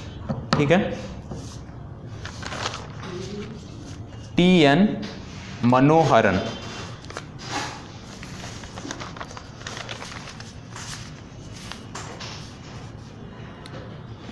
हो गया। अब आप बताएंगे एपिडेमिक डिजीज एक्ट क्या है, कब बनाया गया था? एपिडेमिक डिजीज एक्ट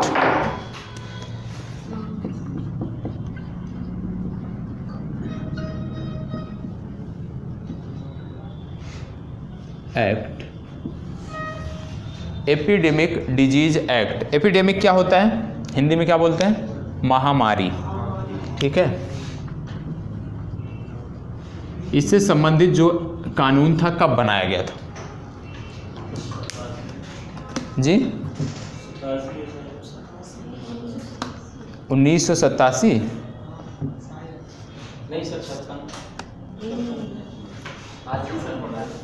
आपको पता ही नहीं?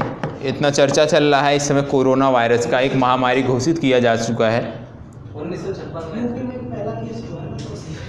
ठीक है, तो सबसे पहली बात है कि इसकी चर्चा क्यों हो रही है? एपिडेमिक डिजीज एक्ट की चर्चा क्यों हो रही है? क्योंकि इससे पहले जब स्वाइन फ्लू फैला था, कब फैला था? 2016 में स्वाइन फ्लू आया था। सबसे पहले 2009 में मुंबई में स्वाइन फ्लू फैला था, महाराष्ट्र में। ठीक है, तो जब 2009 में महाराष्ट्र में स्वाइन फ्लू फैला था बहुत बड़े पैमाने पर, तब वहाँ पर एपिडेमिक डिजीज एक्ट को जो है लागू कर दिया गया था। इससे होता क्या है? इससे जो भी प्रशासनिक निकाय हैं, ठीक है, चाहे वो जिलाधिकारी हों या एसपी हों, जो भी प्रशासनिक निकाय हैं, ठीक है, ऊपर से नीचे के क्रम में सबको क्या किया जाता है? अतिरिक्त शक्तियां प्रदान की जाती हैं। ठीक है, अतिरिक्त शक्तियों का मतलब क्या कि उस दौरान यदि आपको जो है अपने कंट्रोल में ले लिए तो आप ये नहीं कह सकते हमारे अधिकारों का जो है हनन हो रहा है। ठीक है, तो इसमें क्या होता है कि किसी भी व्यक्ति को, जैसे आप जानते हैं यदि हम कोरोना की बात करें तो कोरोना के लिए कितने दिनों तक जो है संरक्षण में रखने की बात हो रही है? 14 दिनों तक ना, मिनिमम 14, ये बढ़ भी सकता है 14 दिन तक। क्यों? क्योंकि कोरोना का जो लक्षण है 14 दिन में जो है ये स्पष्ट हो जाता है या नहीं है। ठीक है, तो इसी से संबंधित है कि इस एक्ट को जो है अब लागू कर दिया गया है, जिससे कि प्रशासनिक जो निकाय हैं, जो भी प्रशासनिक अधिकारी हैं, उनको अतिरिक्त शक्ति मिले और जिससे कोरोना के प्रसार को, महामारी के प्रसार को रोका जा सके। एग्जाम्पल के लिए भी सर, जैसे किसी भी ऑफिसर को लगता है कि 2 से 4 लोग हैं, 4 सेक्शन, इसमें टोटल जो एपिडेमिक डिजीज एक्ट है इसमें 4 सेक्शन बनाए गए थे, ठीक है। वो सेक्शन आपके लिए ज़रूरी नहीं है, इसलिए इसकी चर्चा नहीं कर रहे हैं। अब ये 4 सेक्शन में पहला सेक्शन था, यदि राज्य या जो भी हमारी यूनियन टेरिटरी हैं उसके जो प्रशासक हैं उनको लगता है कि किसी क्षेत्र विशेष में, उनके राज्य के अंतर्गत किसी क्षेत्र विशेष में कोई भी महामारी फैल सकती है, ठीक है, या कोई भी समस्या इस तरह की फैल सकती है जो महामारी का रूप ले सकती है, तो राज्य जो है एक्शन ले सकता है। इसी तरह से दूसरा सेक्शन में है कि जो भी प्रशासनिक अधिकारी हैं यदि इस दौरान किसी को भी इस कार्रवाई, इस सेक्शन के अंतर्गत कार्रवाई करते हैं तो वह व्यक्ति कोर्ट की शरण, न्यायालय की शरण में नहीं जा सकता है। तो इसी प्रकार से 4 इसमें जो है सेक्शन बनाए गए हैं। संबंधित क्या है कि जो भी प्रशासनिक अधिकारी हैं उनको अतिरिक्त शक्तियां देना, ठीक है। अब आप बताएंगे, कोरोना वायरस की बात हो रही है तो भारत सरकार ने बहुत सारे जो है, अब जो विदेश से नागरिक आ रहे हैं, विदेशी नागरिक या भारतीय नागरिक भी विदेश से आ रहे हैं, उन पर कुछ कानून जो है बना दिए हैं, अध्यारोपित किए हैं। तो बताएंगे क्या है।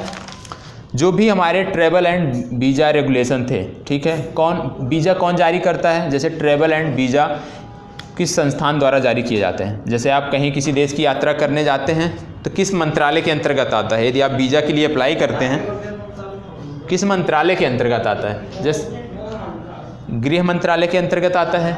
और गृह मंत्रालय के किस विभाग के अंतर्गत आता है।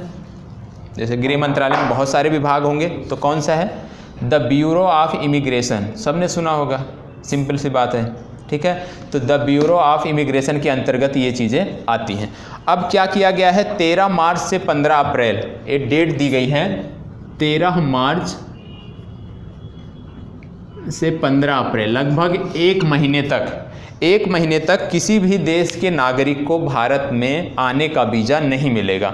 यदि पहले किसी ने ले रखा था, मान लीजिए 2 महीने 3 महीने पहले किसी ने ले रखा था, तो उसका वीज़ा कैंसिल माना जाएगा, उस पर अब वो व्यक्ति यात्रा नहीं कर सकता है, ठीक है। अब इसमें क्या याद रखने की ज़रूरत है, यदि एग्जामिनर पूछ ले कि OCI कार्ड धारक है ना, ठीक है, OCI कार्ड धारक क्या होते हैं, भारतीय मूल के व्यक्ति जिनको विदेश की नागरिकता, किसी देश की नागरिकता रखते हैं। तो जो OCI कार्ड धारक हैं उनके लिए भी यह कानून है कि ये जो है 13 मार्च से 15 अप्रैल के बीच भारत नहीं आ सकते हैं। तो यदि आपसे विकल्प में पूछा जाए कि क्या विदेशी नागरिकों के साथ साथ OCI कार्ड धारकों के लिए यह नियम लागू है, तो सबके लिए लागू है, ये आपको पता होना चाहिए, ठीक है।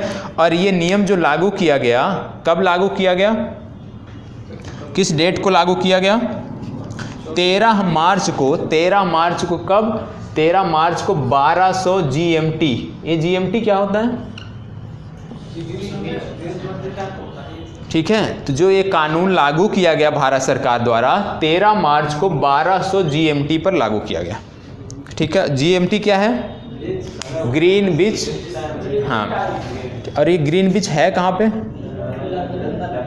लंदन में है ना, तो आपको पता होना चाहिए, ठीक है। और यदि बात किया जाए ग्रीनविच और जो भारत का टाइम है IST, इंडियन स्टैंडर्ड टाइम, ठीक है, GMT और IST, इंडियन स्टैंडर्ड, क्या अंतर क्या है इसमें, 5.5, क्या ये प्लस में है 5.5 या माइनस में है, ठीक है। तो ये चीज़ आपको पता होना चाहिए कि जो भारत का इंडियन स्टैंडर्ड टाइम है वो GMT से 5.5 आगे है, 5:30, ठीक है। ये आपको यहाँ पे पता होना चाहिए। यदि बात किया जाए GMT को कब स्थापित किया गया था, नहीं पता, 1884 में GMT को स्थापित किया गया था, ठीक है, ये आपको पता होना चाहिए। अब बात आती है कि क्या, जैसे भारत सरकार ने ये लगा दिया कि 1 महीने तक विदेशी नागरिक नहीं आ सकते, इसमें कुछ लोगों को छूट भी दी गई है। किन लोगों को, जो यूनाइटेड नेशन में काम करते हैं या वर्ल्ड ऑर्गेनाइजेशन जो है, अंतर्राष्ट्रीय जो संस्थाएं हैं उनके अंतर्गत जो काम करते हैं। इसके अतिरिक्त एक और छूट दी गई है, यदि किसी को इमरजेंसी वीज़ा चाहिए, जैसे मेडिकल वीज़ा या इस तरह का कोई भी है, तो वो भारतीय दूतावास में जाएंगे। अब उनकी स्थिति के अनुसार है कि वो दूतावास से परमिशन मिलती है या नहीं मिलती है, लेकिन इमरजेंसी वीज़ा जो है दिया जा सकता है। ये भी आपको पता होना चाहिए, यूनाइटेड नेशन, वर्ल्ड ऑर्गेनाइजेशन और इमरजेंसी वीज़ा के लिए भी छूट दी गई है, ठीक है। क्या चीज़, फ्लाइट तो आ रही है, ऐसे तो नहीं है एकाएक बंद हो गया। बंद क्या हुआ है, सबसे पहले यदि बहुत बड़ी बात देखें तो अमेरिका ने यूरोप से संबंधित, पूरे यूरोप से संबंधित जो भी उनकी कनेक्टिविटी थी रोक दिया है, ठीक है। अमेरिका और यूरोप से इस समय कोई संबंध नहीं है। यदि कोई अमेरिका से यूरोप के किसी भी देश में जाना चाहे तो डायरेक्ट नहीं जा सकता है। अमेरिका ने समस्त फ्लाइट को कैंसिल कर दिया है, जो भी उनकी कनेक्टिविटी थी अमेरिका और यूरोप के बीच। इसी तरह से अन्य देशों ने भी लगाए हैं, जैसे थाईलैंड है, थाईलैंड ने भी कुछ देशों के लिए जो है, भारत सरकार ने कितने देशों के लिए रोक लगाया है कि कोई भी व्यक्ति जो इन देशों से यात्रा करके आएगा उसको सबसे पहले निगरानी में रखा जाएगा। तो कौन कौन से देश शामिल है, कोई बताएगा? ईरान हो गया, और इटली, और जर्मनी, फ्रांस, और कोरिया, दक्षिण कोरिया। तो कौन कौन से देश? पहले तो 3 ही देशों पे था, लेकिन अब बढ़ा दिया गया है। तो कौन कौन से देश है? चीन, इटली, फ्रांस, जर्मनी, दक्षिण कोरिया और स्पेन। ठीक है, तो इतने देशों का नाम आपको पता होना चाहिए। ठीक है, वर्तमान समय में। यदि आगे बढ़ाया जाता है तो आगे आप देखेंगे एक टर्म आता है क्वारंटाइन। इस समय इंग्लिश समाचार पत्र में इसको पढ़ने को मिलता होगा। इसका मतलब क्या होता है? किसी भी व्यक्ति या जानवर को कुछ समय के लिए जब आइसोलेट किया जाता है, एकांत में रखा जाता है, उस समय इस शब्द को प्रयोग किया जाता है, क्वारंटाइन। इस समाचार पत्र में यही शब्द बार बार लिखा होता है। तो कोरोना के संबंध में आपको पता है 14 दिनों के लिए आइसोलेट व्यक्ति को किया जा सकता है। सबको नहीं किया जा सकता, जिसको भी वहाँ पे थर्मल जो स्कैनर लगा है उसके माध्यम से जिसकी भी पुष्टि होती है या संदेह होता है, उनको 14 दिनों तक रखा जा सकता है। और जो भारत के नागरिक हैं, यदि इन देशों से आते हैं, जो 7 देशों की बात की गई, यदि इनसे आते हैं तो उनको आइसोलेट 14 दिनों तक किया जा सकता है। ठीक है, कोई भी है भारत का नागरिक आ रहा है वापस, तो उसको 14 दिनों तक आइसोलेट किया जा सकता है, ये आपको पता होना चाहिए। ठीक है, यदि बात किया जाए कि कोरोना का प्रभाव क्या पड़ रहा है भारत पे, भारत की अर्थव्यवस्था पर, तो सबसे ज़्यादा भारत की अर्थव्यवस्था को यदि हम देखें तो आपको पता है भारत में असेंबलिंग का काम बड़े पैमाने पर होता है। किसका मोबाइल है भैया?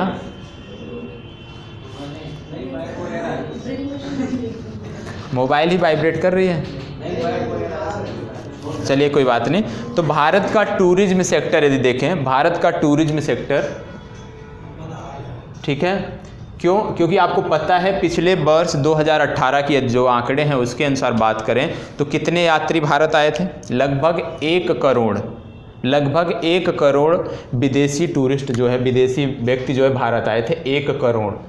ठीक है, और ये सबसे ज़्यादा कब आते हैं आपको पता है? भारत में विदेशियों के लिए सबसे अनुकूल समय जो ठंडक का मौसम हमारे यहाँ होता है वही होता है, और अब वही मौसम धीरे धीरे 2-3 महीने बाद आ जाएगा। तो इससे क्या होगा, जो हमारा 2020 का ये टूरिज्म से जो भी हमारा सेक्टर था, ये बहुत बुरी तरह प्रभावित होगा, क्योंकि लोग पहले से ही बुकिंग करते हैं। यदि हम देखें तो कितना जीडीपी में कितना योगदान है टूरिज्म सेक्टर का? 2018 की बात करें तो 9.2%। ठीक है, 9.2% जो है योगदान है जीडीपी में टूरिज्म सेक्टर का भारत के, ये आपको पता होना चाहिए। ठीक है, $240 बिलियन का हमारा ये क्षेत्र है, $240 बिलियन। ठीक है, और इस टूरिज्म सेक्टर पर प्रत्यक्ष या अप्रत्यक्ष रूप से कम 4 से 4.5 करोड़ लोग जो है निर्भर हैं। 4 करोड़ लोग जो है भारत के ऐसे हैं जिनकी रोजगार जो है टूरिज्म सेक्टर से मिला हुआ है, चाहे वो डायरेक्ट इससे जुड़े हों चाहे इनडायरेक्ट जुड़े हों। तो निश्चित रूप से इससे क्या होगा, इन 4 करोड़ लोगों के लिए तो रोजगार का संकट उपलब्ध होगा ही।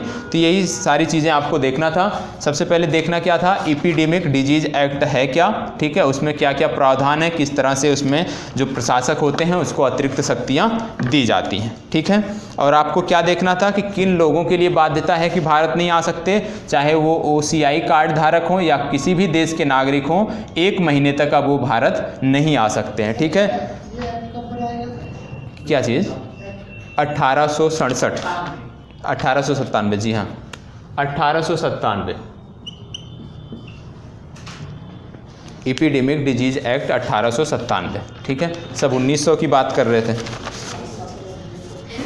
ठीक है, अब आपको एक लास्ट बचा है। यदि आप समाचार पत्र अच्छे से पढ़ते होंगे तो ज़रूर पढ़ा होगा कि इस समय अफ़गानिस्तान में सब कुछ अच्छा नहीं चल रहा है, राजनीतिक रूप से सब कुछ अच्छा नहीं चल रहा है। क्यों नहीं चल रहा है? अशरफ गनी तो राष्ट्रपति चुने गए हैं। जो चुनाव हुए थे सितंबर में, उसके रिजल्ट आए। अफ़गानिस्तान में क्या हुआ कि जो चुनाव हुए थे सितंबर में, काफ़ी समय अंतराल बाद वहाँ के चुनाव आयोग ने जो है इसका रिजल्ट दिया, ठीक है। और इस रिजल्ट में क्या हुआ, अशरफ गनी को राष्ट्रपति चुना गया, मतलब निर्वाचित किया गया कि इन्होंने जीता है। कितने मत पाए हैं अभी उसकी बात करेंगे। लेकिन जो दूसरे व्यक्ति हैं, इनका नाम है अब्दुल्ला। हाँ जी, ऐसे ही नाम है तो हम क्या कर सकते हैं इसमें, अब्दुल्ला इनका नाम है। जो दूसरे व्यक्ति हैं, इन्होंने क्या कर दिया है कि जिस दिन अशरफ गनी ने शपथ लिया, ठीक है, उसी दिन इन्होंने भी अब्दुल्ला ने भी शपथ लिया स्वतंत्र रूप से, और इन्होंने अपने मंत्रिमंडल का भी गठन कर लिया, इसीलिए ये चर्चा में है, ठीक है। अब यदि देखा जाए तो अफ़गानिस्तान में 2 सरकार चल रही है समानांतर, पहली अशरफ गनी की, दूसरा है अब्दुल्ला की, ठीक है। अब इसमें प्रश्न उठता है कि किसको देशों का समर्थन, विदेशी देशों का समर्थन किसको मिल रहा है। तो अशरफ गनी को ही समर्थन मिल रहा है चीन का, भारत का, पाकिस्तान का, और जो भी इस रीजन के देश हैं वो अशरफ गनी को ही समर्थन कर रहे हैं। और यहाँ पर भी एक कंडीशन है कि कोई भी व्यक्ति 2 कार्यकाल से ज़्यादा राष्ट्रपति का चुनाव नहीं लड़ सकता है। जैसे रूस में है उसी तरह से यहाँ से भी है, और ये इनका दूसरा कार्यकाल है, अशरफ गनी का ये दूसरा कार्यकाल है। अब इसमें बात आती है कि यदि ऐसे ही बना रहा है, ऐसे ही स्थिति बनी रही, आपको पता है कि अफ़गानिस्तान में कितने मतदाता हैं, लगभग कितने मतदाता हैं, नहीं पता। अफ़गानिस्तान में इस बार जो मतदान हुआ उसमें सिर्फ और सिर्फ 20% मतदाताओं ने भाग लिया। 20% मतदाताओं ने भाग लिया। क्यों लिया? क्योंकि आप जानते हैं तालिबान उस समय जो है बहुत हावी रहता है, और उसके डर से जो है लोग नहीं निकलते हैं। लगभग 1 करोड़ मतदाता रजिस्टर्ड हैं यहाँ पे, 1 करोड़, और 1 करोड़ में सिर्फ 20 लाख लोगों ने ही मतदान किया है, ये आपको पता होना चाहिए, ठीक है। अब बात आती है कि यदि यही स्थिति बनी रही तो इससे क्या होगा, जो भी लोग मतदान किए हैं, ये 20% लोग जो भी मतदान किए हैं उनका क्या होगा, लोकतंत्र से भरोसा उठ जाएगा। क्योंकि 1 करोड़ में से सिर्फ 20 लाख लोग ही ऐसे हैं जिन्होंने लोकतंत्र में मतदान को चुना कि हमें मतदान करना है। यदि यही स्थिति रही तो इनका भरोसा उठेगा। आने वाले समय में क्या होगा, ये मतदान प्रतिशत जो 20% है ये इससे भी कम होगा। क्यों कम होगा? क्योंकि इन्होंने जो अब्दुल्ला हैं, इन्होंने क्या किया कि जो है चुनाव में अनियमितता पाई गई है, जो है इन्होंने इसका आरोप लगाया कि फर्जी जो है मतदान हुआ है, और फर्जी तरीके से, गलत तरीके से अशरफ गनी को जो है विजेता घोषित किया गया है। तो ये यहाँ पे आरोप लगा है, ठीक है। अब एक बात और आती है कि आप जानते हैं कि अफ़गानिस्तान की बात आती है तो तालिबान की भी बात आएगी, और अभी हाल ही में तालिबान और अमेरिका में समझौता भी हुआ है, ठीक है, पढ़ा है। तालिबान के प्रतिनिधि और अमेरिका के जो प्रतिनिधि थे, इनके बीच बैठक कहाँ हुई थी? जो भी हालिया बैठक हुई थी, कहाँ हुई थी? दोहा में हुई थी, ठीक है। ये आपको पता होना चाहिए, इस तरह से प्रश्न पूछे जा सकते हैं। जैसे उत्तर कोरिया और अमेरिका के बीच 2 बार बैठक हुई है, और दोनों बार किन शहरों में हुई है ये भी आपको पता होना चाहिए, ठीक। शहर, और दूसरी पहली बार कहाँ हुई थी, ठीक है, तो वो आपको पता होना चाहिए। तो तालिबान के बीच और अमेरिका के बीच अभी हाल ही में समझौता हुआ है। क्या समझौता हुआ है कि तालिबान जो अमेरिका के सैन्य बल हैं या जो अफ़गानिस्तान के सैन्य बल हैं, 7 दिन जो सप्ताह के हैं, कभी भी उन पर हमला जो है नहीं होगा, ये समझौता किया गया है।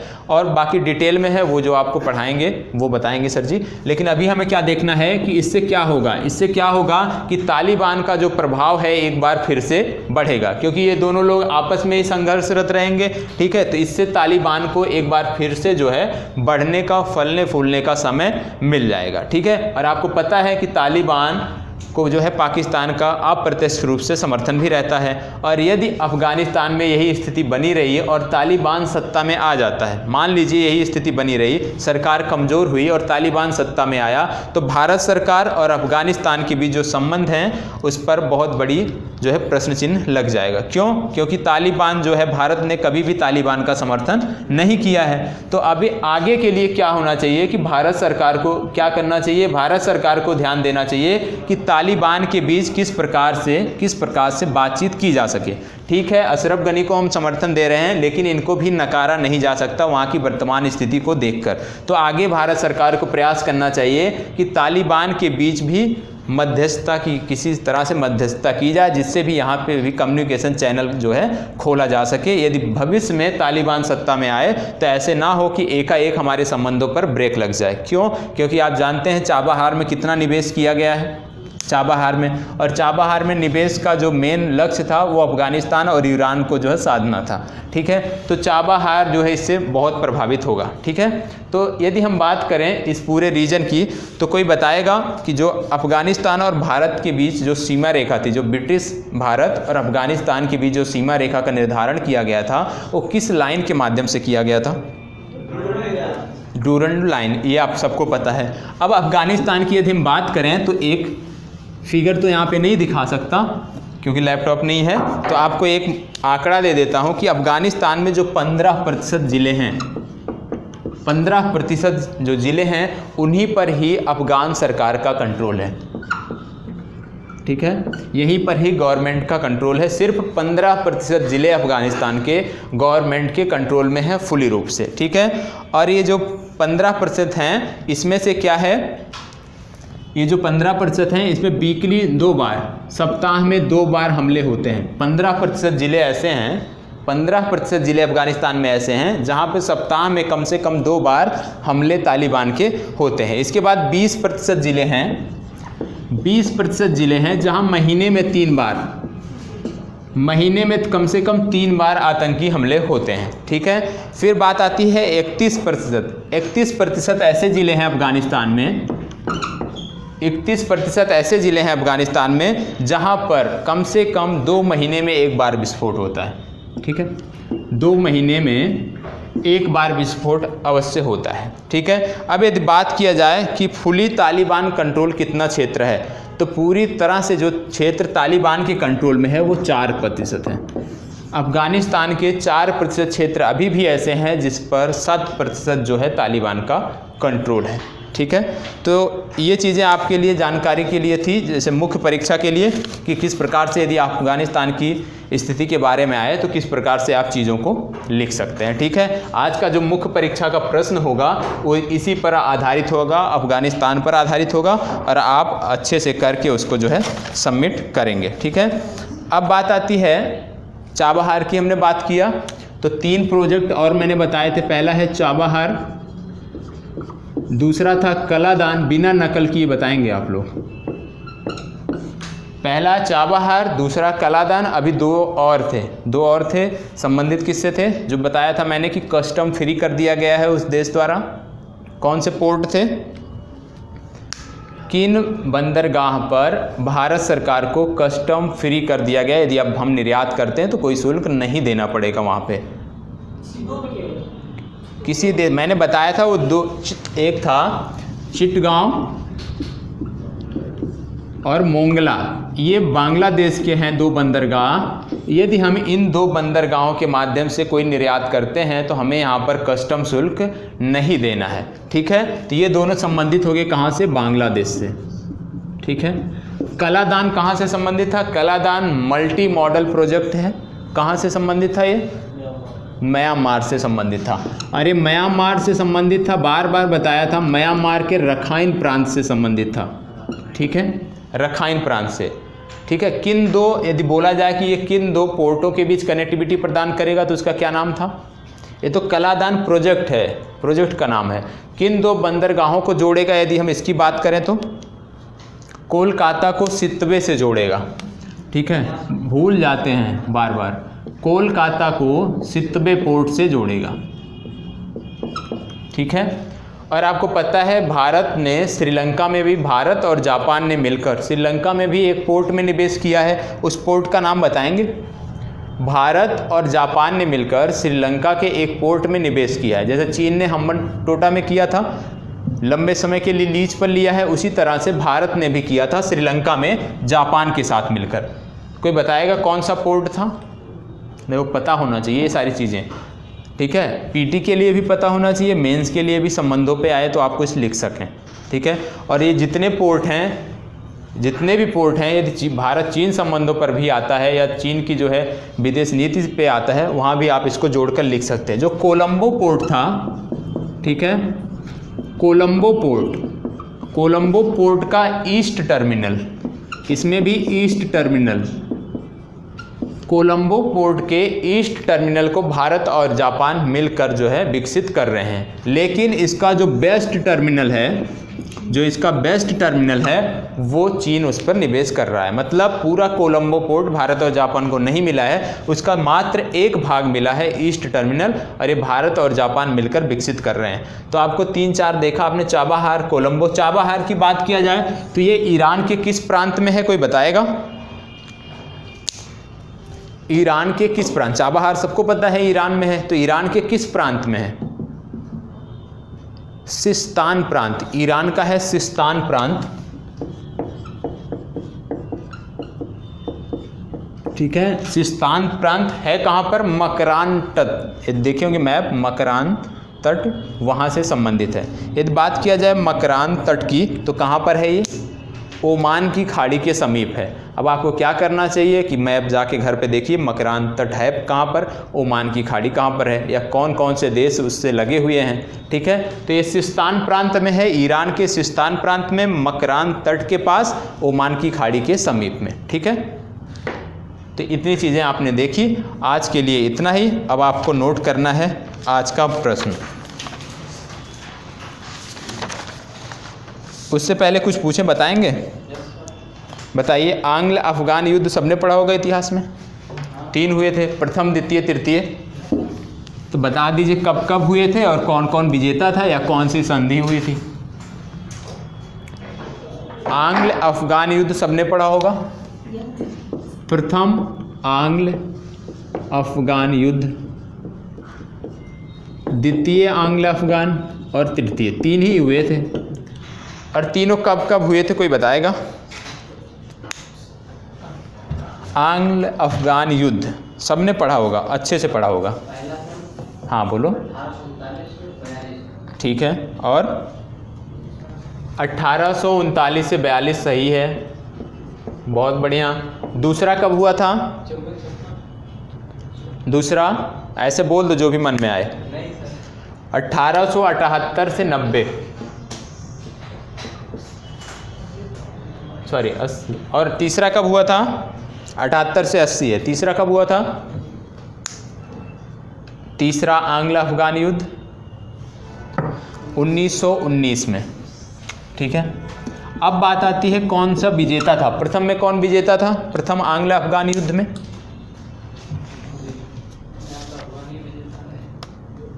प्रथम जो युद्ध था आंग्ल अफगान, इसको अफगान ने जीता था। द्वितीय जो था उसको ब्रिटिश ने जीता था।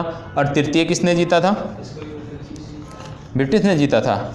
और यही तृतीय के बाद से ही जो आधुनिक अफगानिस्तान है उसकी नींव पड़ी थी, ठीक है। और इसमें रावलपिंडी की संधि हुई थी।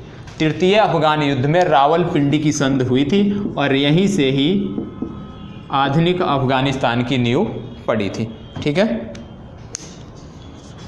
पता होना चाहिए। तो इसी तरह से अब कोई बताएगा अफगानिस्तान की सीमा किससे लगती है भारत में? देखो नया राज्य बन गया। आप बता दो जम्मू कश्मीर से लगती है कि लद्दाख से लगती है? यदि आप मैप देखेंगे तो आप देख के आइएगा। अब इसमें कन्फ्यूजन नहीं होना चाहिए कि जम्मू कश्मीर से लगती है कि लद्दाख से।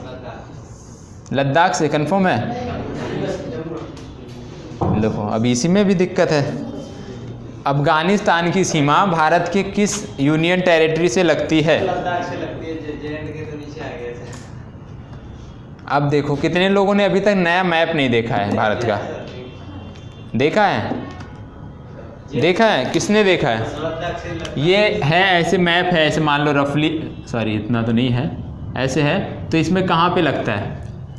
जम्मू कश्मीर तो यहीं तक ऐसे सीमित हो जाता है ना, बाकी सारा ये क्या है? लद्दाख है। तो लद्दाख से लगता है। अब कंफर्म रहना चाहिए। और लद्दाख से लगता है तो लद्दाख के प्रशासक कौन है वर्तमान समय में? गलत, राधा कृष्ण माथुर, ठीक है। कब हुआ था? ये जो है लद्दाख 31 अक्टूबर को, ये आपको पता होना चाहिए, ठीक है। आज का प्रश्न है, नोट करिए। अफगानिस्तान में वर्तमान राजनीतिक अस्थिरता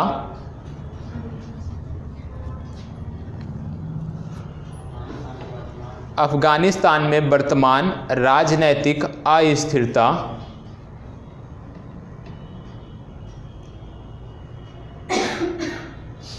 हो गया, तालिबान को नई संजीवनी दे सकती है। तालिबान को नई संजीवनी दे सकती है। भारत के परिप्रेक्ष्य में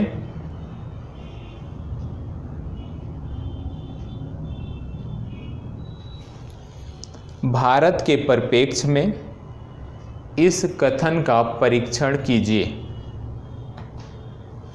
भारत के परिप्रेक्ष्य में इस कथन का परीक्षण कीजिए। करके लाएंगे सब। अब ये एक मूवी आई